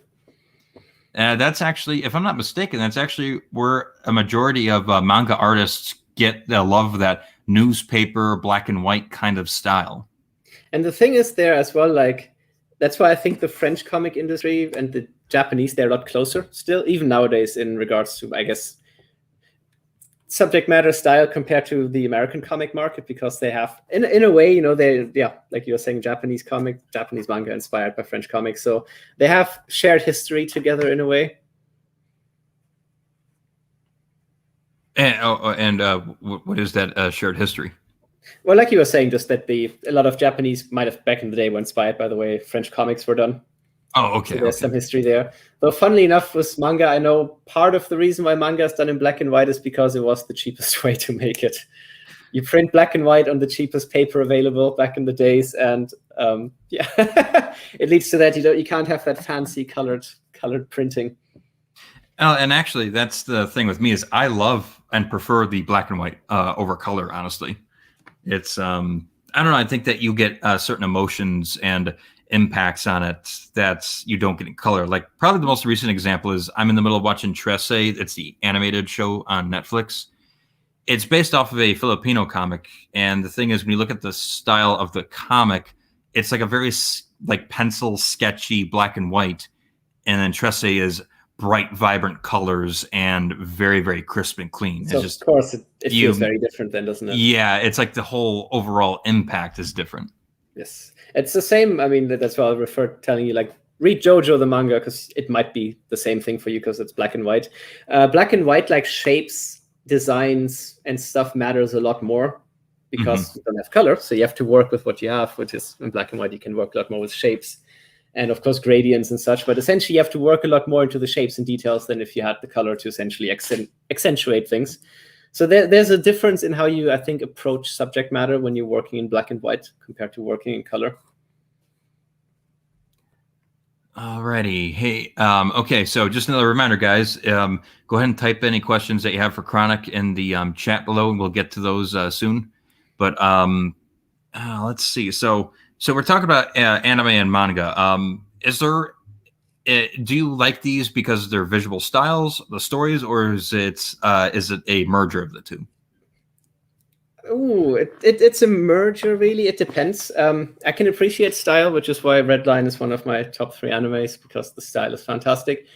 But generally, it's also the stories, the subject matter, essentially, because you get you get such different kinds of stories, you get such different kinds of settings and world buildings in different anime and manga, that just the sheer amount and difference of, well, the sheer amount of different stories you can get, you can find something essentially for any kind of topic you're looking for.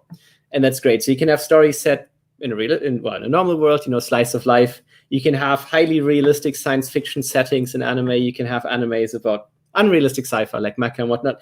So really, any kind of thing that you're interested in, there'll be some anime or manga that deals with that subject matter. So no matter what you're looking for, it exists. Yeah, that is what I love about manga, is that the genres they're whatever genre you've got, there's a manga for it. Whereas it seems like American comics are just very, very singular. And it's just it's harder to find a different genre over here in the States. Yeah, I think like DC and Marvel, of course, dominate with the superhero genre. What I like in the States is now, and I think it's getting more and more, the indie comic market in America seems to be doing very well and doing, well, different subject matter than what the mainstream is doing. So I think the indie comic market is kind of there to save the day and deal with the kind of stories and settings that the mainstream market isn't doing.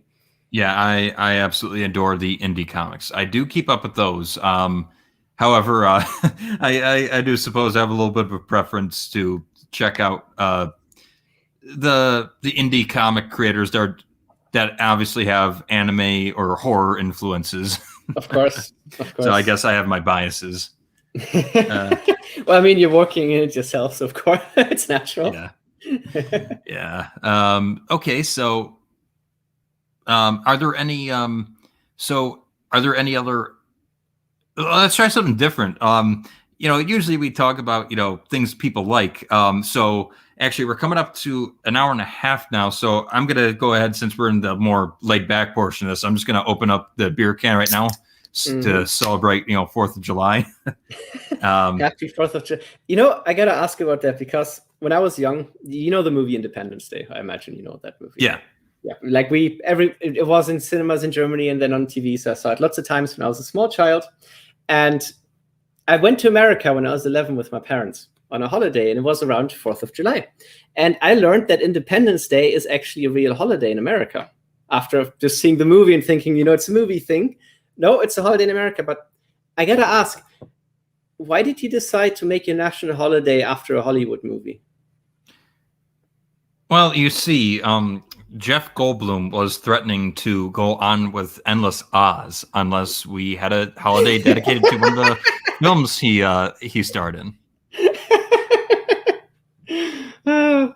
Yeah, I mean, but you know, to be fair though, we agreed, and he thanked us, and he even offered to sing the Star Spangled Banner. Wonderful. But I do actually have to say, I did think at the time that like Independence Day was made up by the movie, because as a German, I didn't know about that. Yeah, Independence Day. Independence Day. It's July 4th, because that's the day when the Declaration of Independence was signed.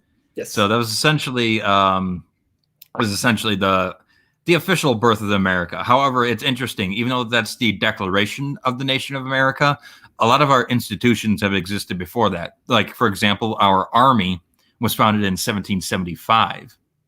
So even earlier. Okay. Yeah, because the Revolutionary War began before that.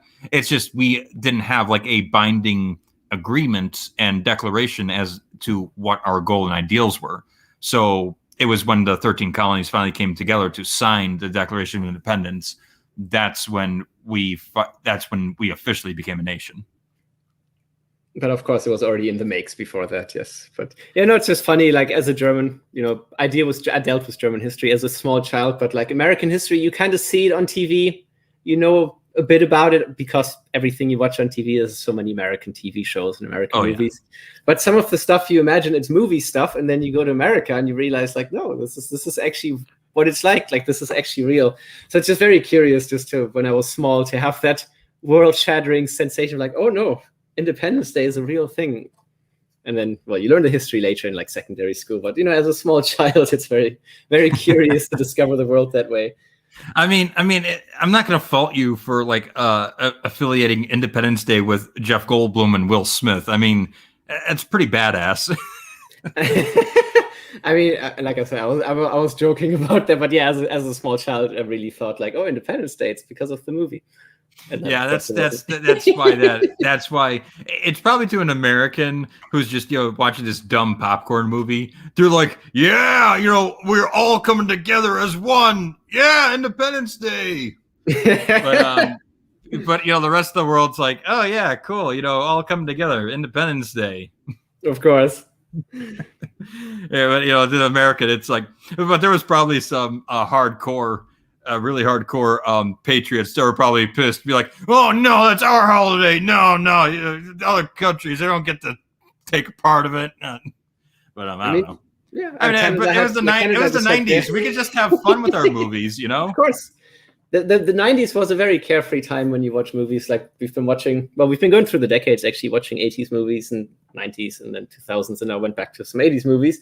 But you can really tell the decades. And I think the 90s, like in movies, the 90s feel like super optimistic, super happy as the time. Same in Germany, because the wall just came down, Germany reunited. So if you watch German movies from the 90s, they're all very optimistic, like future-facing movies and stuff. It's very interesting to see like how you can tell how the times were based on the movies and stuff. It's a very curious thing. But and then out of nowhere, you guys became depressing again. What happened? We just went back to our regular old selves.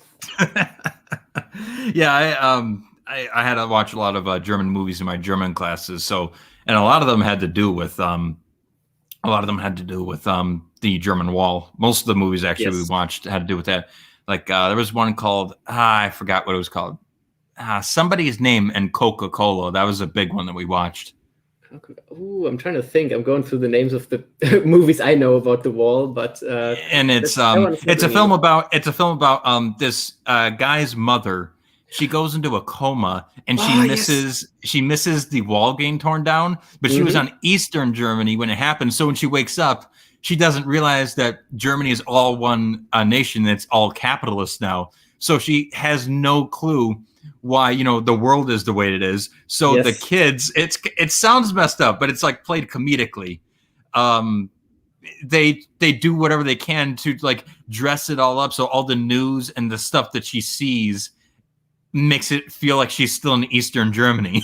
I actually really like that movie because so the German name, if I translate the German name to English, like the direct translation would be Goodbye Lenin. That's what the movie is called in Germany. Oh, And okay. it's funny because like it's a German comedy, but I mean it ends quite sadly with okay, maybe no spoilers in case anyone here wants to see, but like the ending is quite sad. And that's like when you watch German movies, generally, even if it's a comedy, the ending isn't like a happy ending. It's often either sad or like bittersweet. Yeah. It's Another one that I watched, I forgot the name of it, but it was about a flute player who wanted to, or it was a clarinet, I can't remember, but she wanted to play a wind instrument, but her father never approved because he was deaf. oh, a German one And as well. That's a German movie. yeah, yeah, I don't remember the name of it though. I remember that was really sad though, because it's like the father wants to be a part of her life, but the one thing that she wants to make the central focus of her life is sound, the thing that he can never connect to. Of So it was course. like, oh God, it was so sad. But it got really weird though, because not only am I watching a film in German and I'm having to translate it because the teacher turned off the subtitles so that we can try to understand it.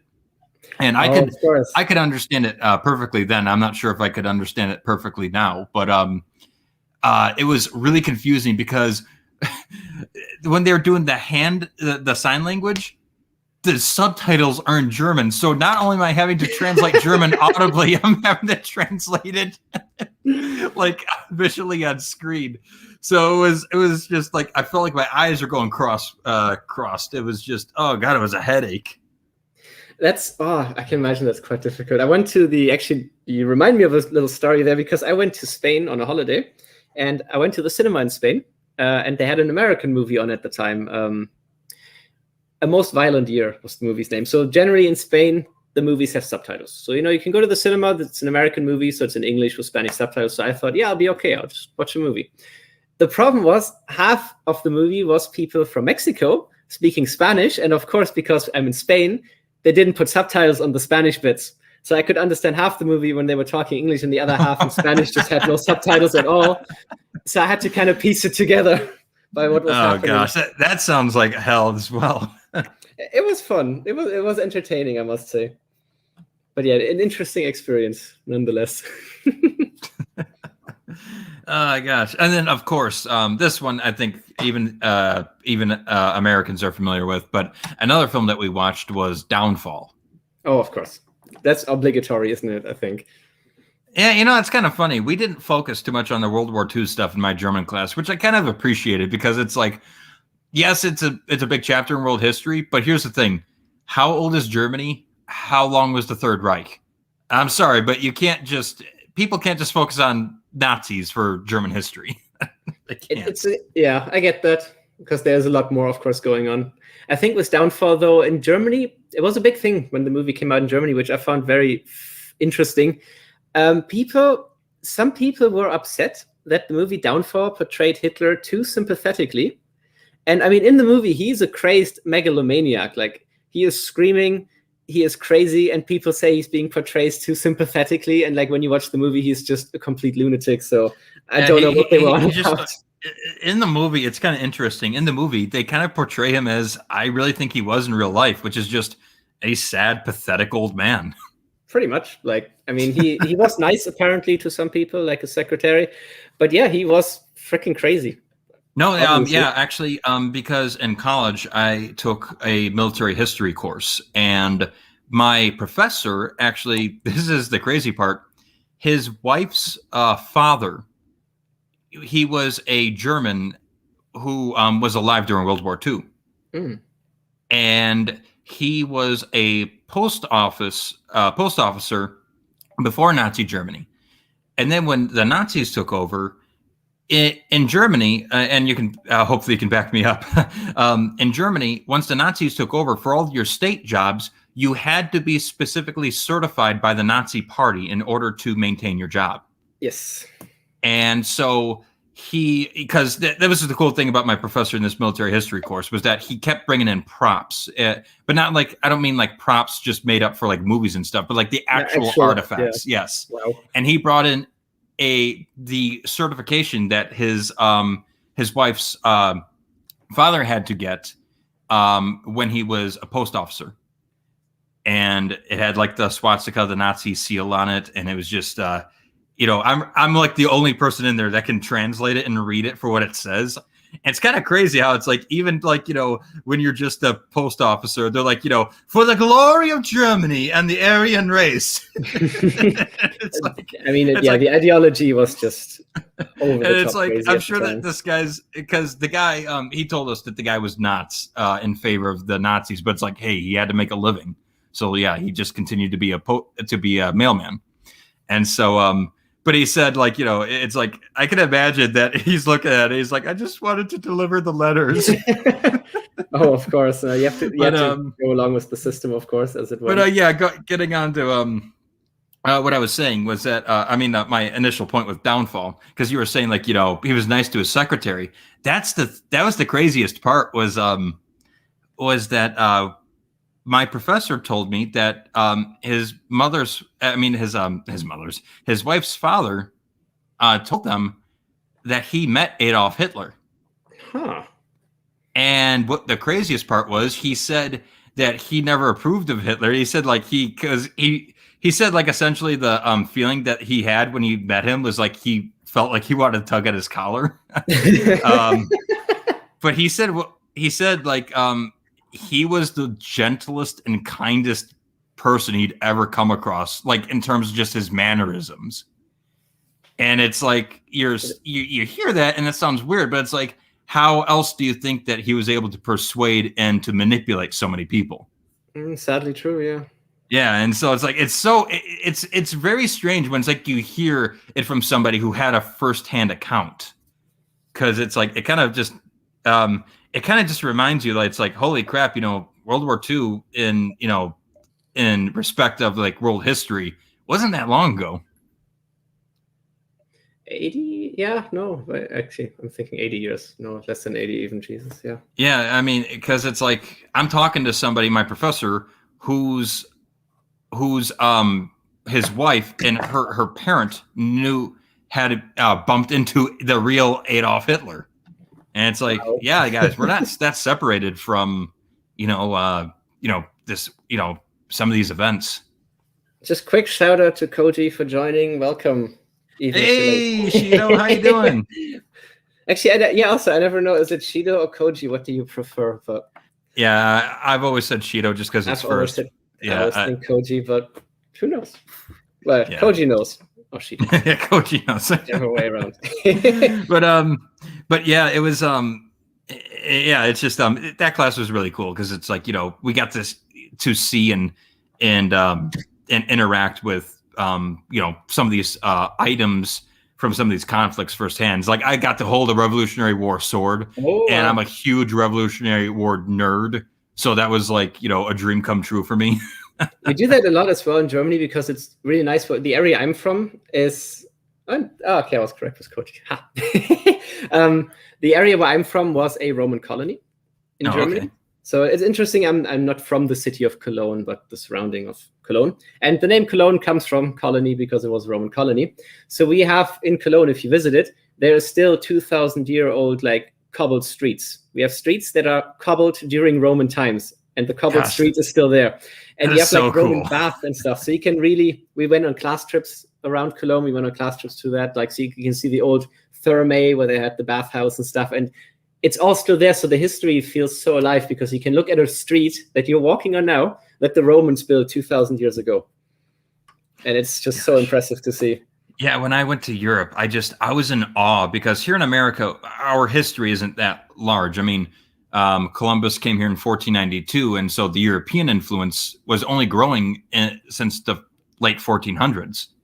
So, we don't have as long back of a history in terms of civilization as we know it here that you guys do. And so it is the perspective of American with history, I think, is just very, very short-sighted, but it's because our understanding of it is very, very young. Of course, young nation. And so it's so cool that it's like when I went to Europe, it's like I'm looking at places and things that were built thousands of years ago, and it's just it's surreal to me. I mean, I've talked to some of my European friends, and they're like, "Yeah, I went to Blarney, I went to Blarney Castle. No biggie. Yeah, of course I kissed the stone. Why are you acting like it's such a big deal?" I mean, we have that here. I think I mentioned that like a while ago to you some time ago, I think. But when I was in Germany a few weeks ago, I went out with my friends, first time in a while, and we went to a brewery. And the beer there, so it's not the oldest, but it's the second oldest monastery in Germany that makes beer, and they've been making this beer since 1050. So this beer that they're making now is almost 1,000 years old. So they've been making this beer for almost 1,000 years, and the monks to this day still make this beer. And it's just crazy to think that, 1,000 years ago, monks in the same monastery made beer the same way they make it now, and we're drinking it now, and it's essentially we're tasting the same beer that they would be making 1,000 years ago and drinking. Now, remember, people, remember, people, as bad as things get, alcohol will always survive. I sure hope so. If not, come on. World War III will get here. You know that people are going to be like, the first thing are going to be is like, okay, get the booze to the cab, to like, the storage. I mean, you've played Fallout. I mean, we gotta have alcohol ready for our stats. Oh, of course. And you can use alcohol as wound disinfectant. You can use it to cheer you up. You can use it for all kinds of things. It's great. Multi-tool. Why the hell would I use it for any other reason than to get drunk? There's a feeu times when you can use it for other things like cooking, or you get shot and you can. Oh, okay, yeah, I cook with it too. Yeah. Cooking is nice, especially you use you don't use the same kind of wine that you use in cooking that you would drink anyway. Mm-hmm. I hope not, at least. Don't drink the cooking wine; it doesn't taste that great. Okay, I gotta admit, when I was a wee little lad, I'm young, Oh, I wonder where alcohol is like. Cooking wine. I'll take a sip. No.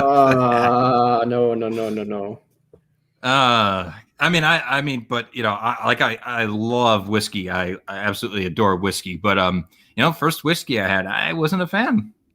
It's that's something the thing. You grow into. It's something you really. Yeah, it really is. Because even beer. First beer I had, I spat it out. That's why. When we were young as kids, in Germany, you start, you're like 12, 13.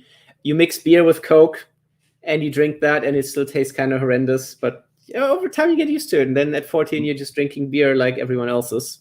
Mixing beer with Coke, I can't say I've done that before. Don't.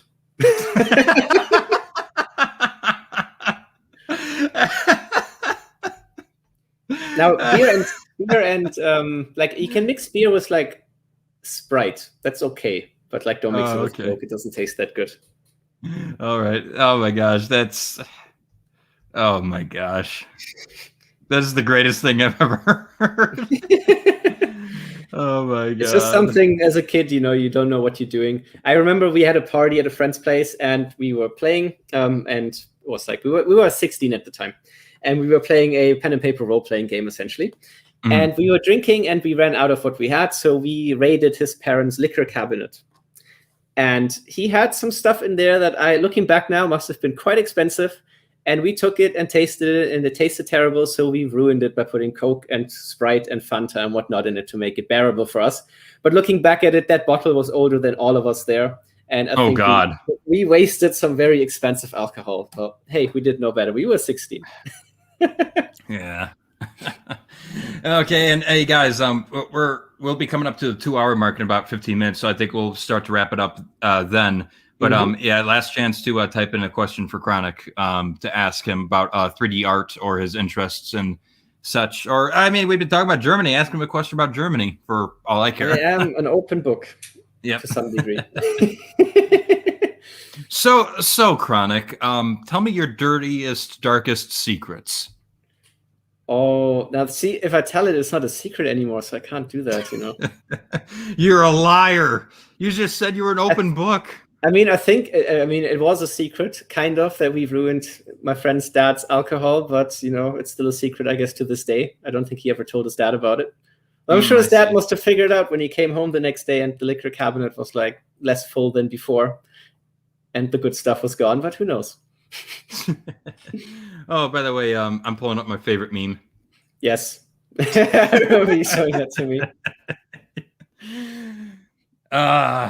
Yes. Oh, Oh Black Sabbath gosh. has a question there. Also, hi, Oh, Black okay. Sabbath. So, Black Sabbath. I'm not sure who Black Sabbath is, so well, he hey, seems to Black know Sabbath. you, definitely. But he's also saying, what are his favorite types of women? I think Shido already answered that. Yep, Koji already answered. He likes eldritch abominations. I like, yes. I like people who are like myself, you know, who are weird and into anime and doing nothing, and just weirdos in general. He just nerds. Perfect.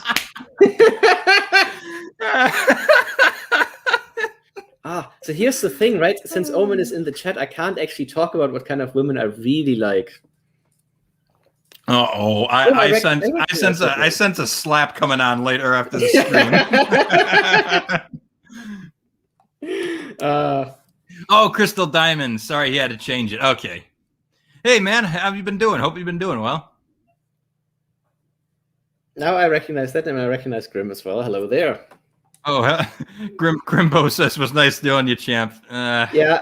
If you don't hear from me, actually, I never post on Twitter or anything, anyways. But yeah, if you don't hear anything from me, just assume that Omen murdered me. What does it say?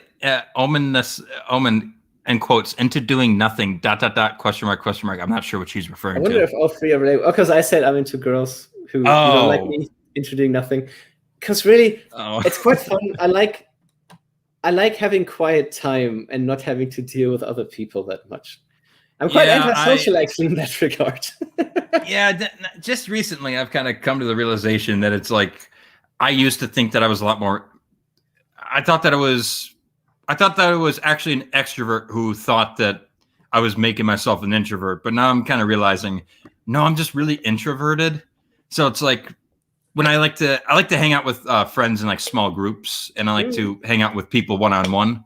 So it's like you know, my idea of a fun time is literally just hanging around. Like I wouldn't, you know, necessarily want to go to the theme park, if that makes sense. Of course. I mean, the thing is, like, I would enjoy going to the theme park with friends, hanging out in the theme park. And then after that, I'd go, yep, that was enough socializing for the week, and now I will just be by myself. So I like it in small bursts, really. In controllable small bursts. It's not passive abomination. Okay, app description. And Katie's saying, I assume Omens... I always assume Omens can murder you.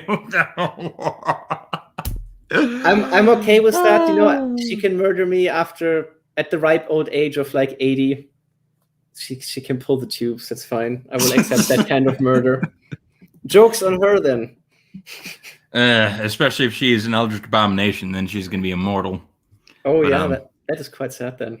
Wow, this has turned dark. And Diamond, very dark.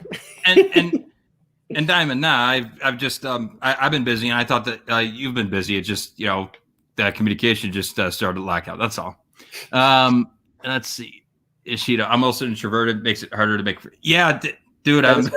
Yeah, oh gosh. The internet, I think, helps us in that regard, because in some ways on the internet you can kind of choose when to engage with people and when to not engage with people.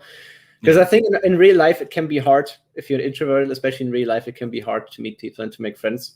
I think a lot of us, I don't know, like I think a lot of people here are kind of introverted, and so it can be difficult. Yeah, I don't know.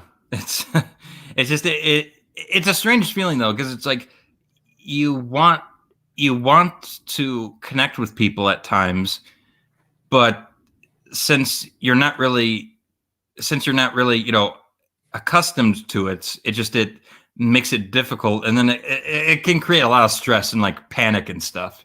It can, yeah. I actually find it very interesting what Katie said about, because the word ambivert, I've never heard that before. So I assume an ambivert is someone who's both introverted and outroverted. That's interesting. I've never heard that before. He was up for it, and Omen was like, maybe later. I'm not sure what she's referring to. I assume to the murder. Ah, I see. That seems like an Omen answer. Just chill. It's fine. The murder can happen some other time. What are you gonna do to me till then?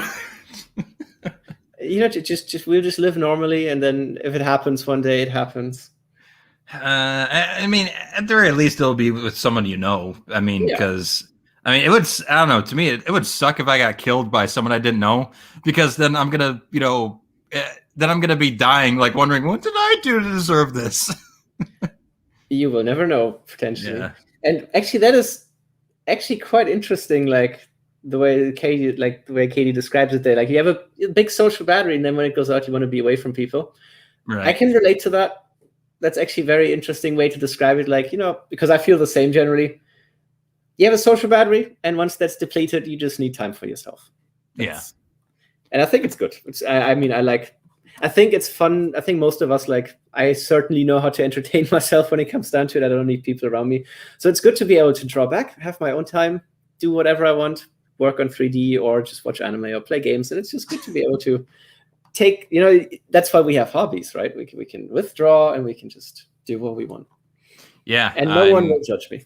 Yeah, I'm on board with that. I mean, everybody has stuff they have to try to figure out. Like me, I'm trying to figure out, it's like, when I'm having a rough time, it's like I need to figure out, just how to work through it myself, because I tend to try to reach out. But, some people, they're the opposite. When they're in a tough bind, they don't know how to reach out. So it's, it's a lot of stuff that's like you gotta do some self-exploring and try to figure out, how you function in the world. Yep. Wow, and it's just it's turned into turned into an advice advice PSA, but I was going to say exactly that, like life advice 101. This is do you want to start a podcast? So people can mail in their questions, like relationship, life questions, whatever you need help with, and then we can answer your questions and give you feedback on how to improve your life. Yeah. Okay, guys. So for the last 5 minutes, we'll go send in your life questions, and and we'll go ahead and we're armchair psychologists. We can give you a bullshit answer for free. We shouldn't say that it's bullshit. We pretend it's a real answer. Oh, okay. I got it. We pretend. I have a theoretical degree in theoretical psychology, so it's okay. No, that sounds like a horrible.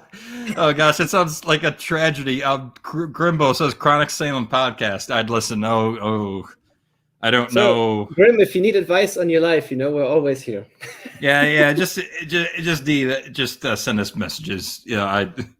Because if I give advice, I think I'm gonna start making some mistakes.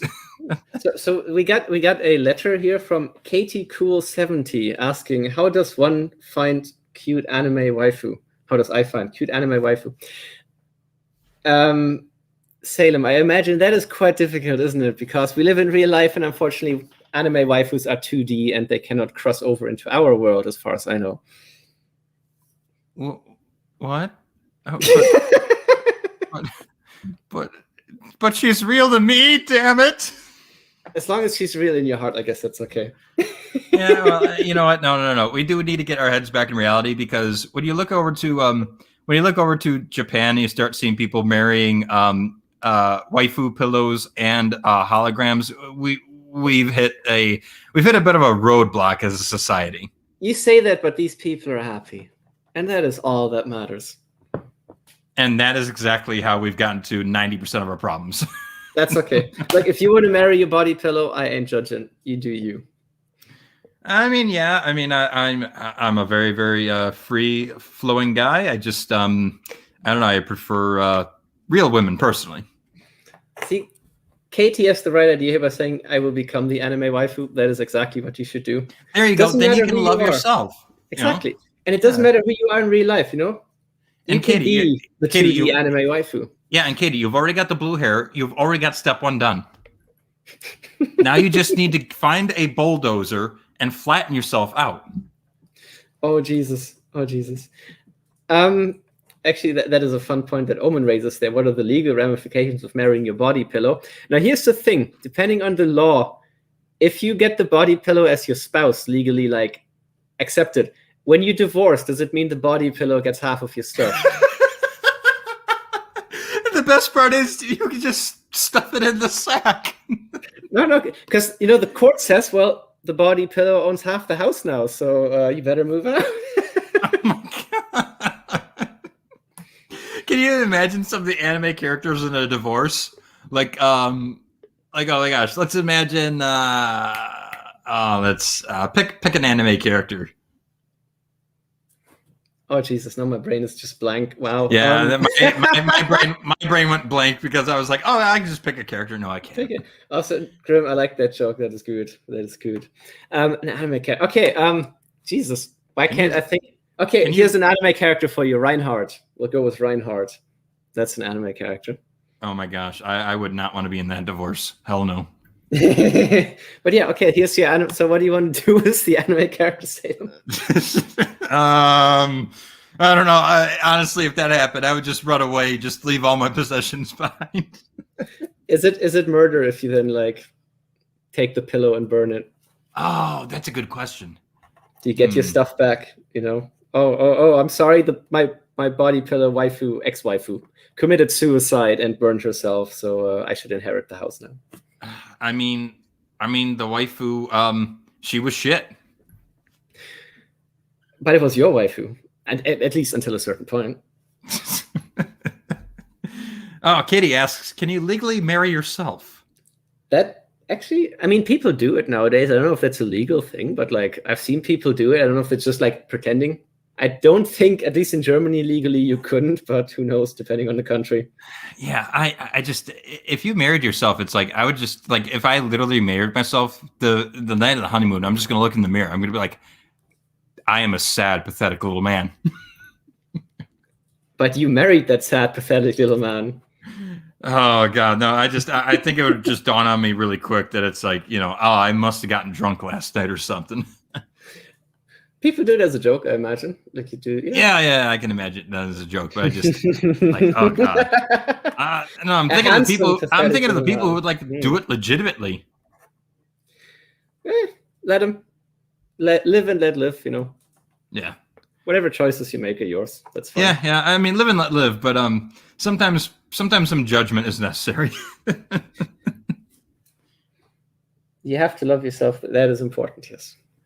Not too much. Yeah, joke aside, that is important. Yes, as long as it's not narcissism, healthy self-love. I want to see the court cases of a self-marriage. Does one have to play probably some like split personality on the witness stand? Oh my gosh! Am I speaking to Norman or Norbert? I mean, I'm sorry, Nora or Norbert. Like a real case where you have someone with like split personality and like one personality is divorcing the other personality or something. That'd be very interesting court. I would watch that court case. Yeah, we'll just put Two-Face on stand. But like a court case, like that's the kind of court cases that like end up on YouTube and then it has like 10 million views because that kind of court case is hella fascinating. Oh God. Okay, so guys, last chance. Throw in your questions for Chronic because we're gonna wrap it up in just a minute or two. Life support 101 is over. Lol. Okay, so boy, so I don't know. I guess you have played any video games recently? Actually, I've been going back to. So I'm like going between different games, and I'm replaying Rune Factory 4 because Rune Factory 5 is out in Japan, and I cannot play it, so I'm playing Rune Factory 4 instead. Get the next best thing. And at the same time, I'm playing Oblivion, and at the same time, I'm playing Stalker because Omen and me just watched the Stalker movie, and we're just like, yeah, we'll play Stalker again. So 3 games at the same time. Which one are you enjoying the most? Ooh, that is a toughie.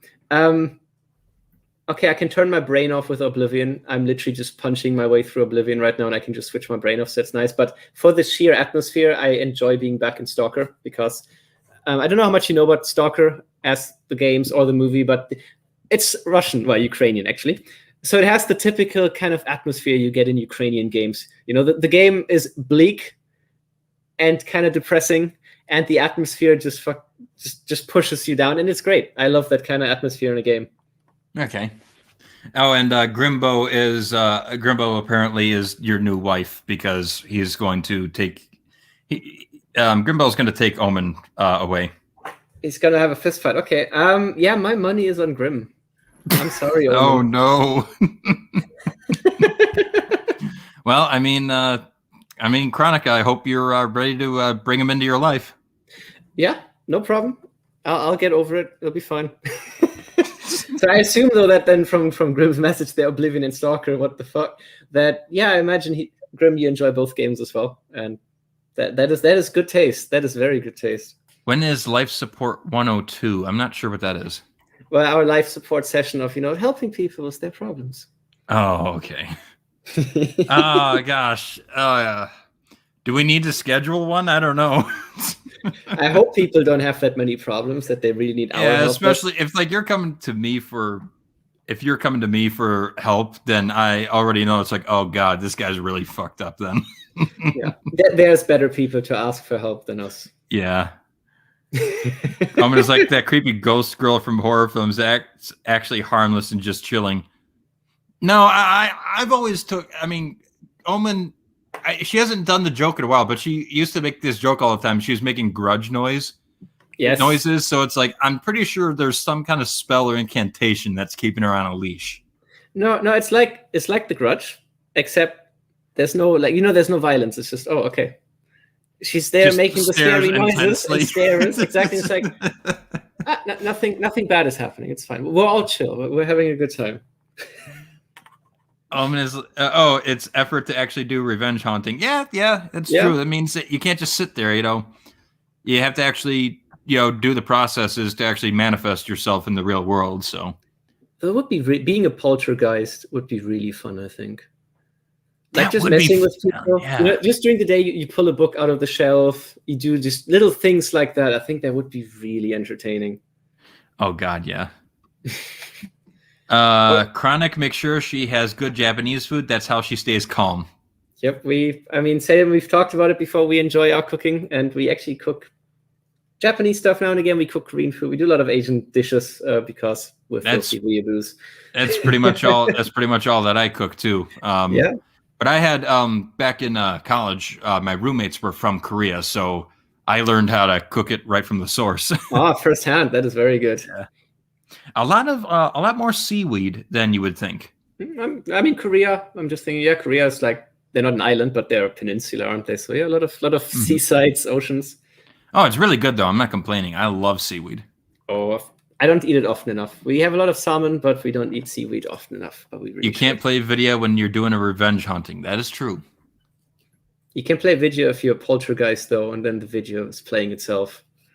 But the problem is, if you scare the people out of the house, and then they're not going to be in that house, and then no one is paying the electric bill, that means that you can no longer do video.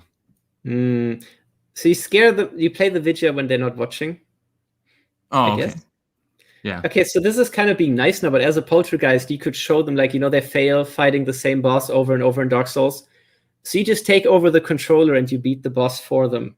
So they're kind of scared because there's a poltergeist, but they're also like, that is so lovely.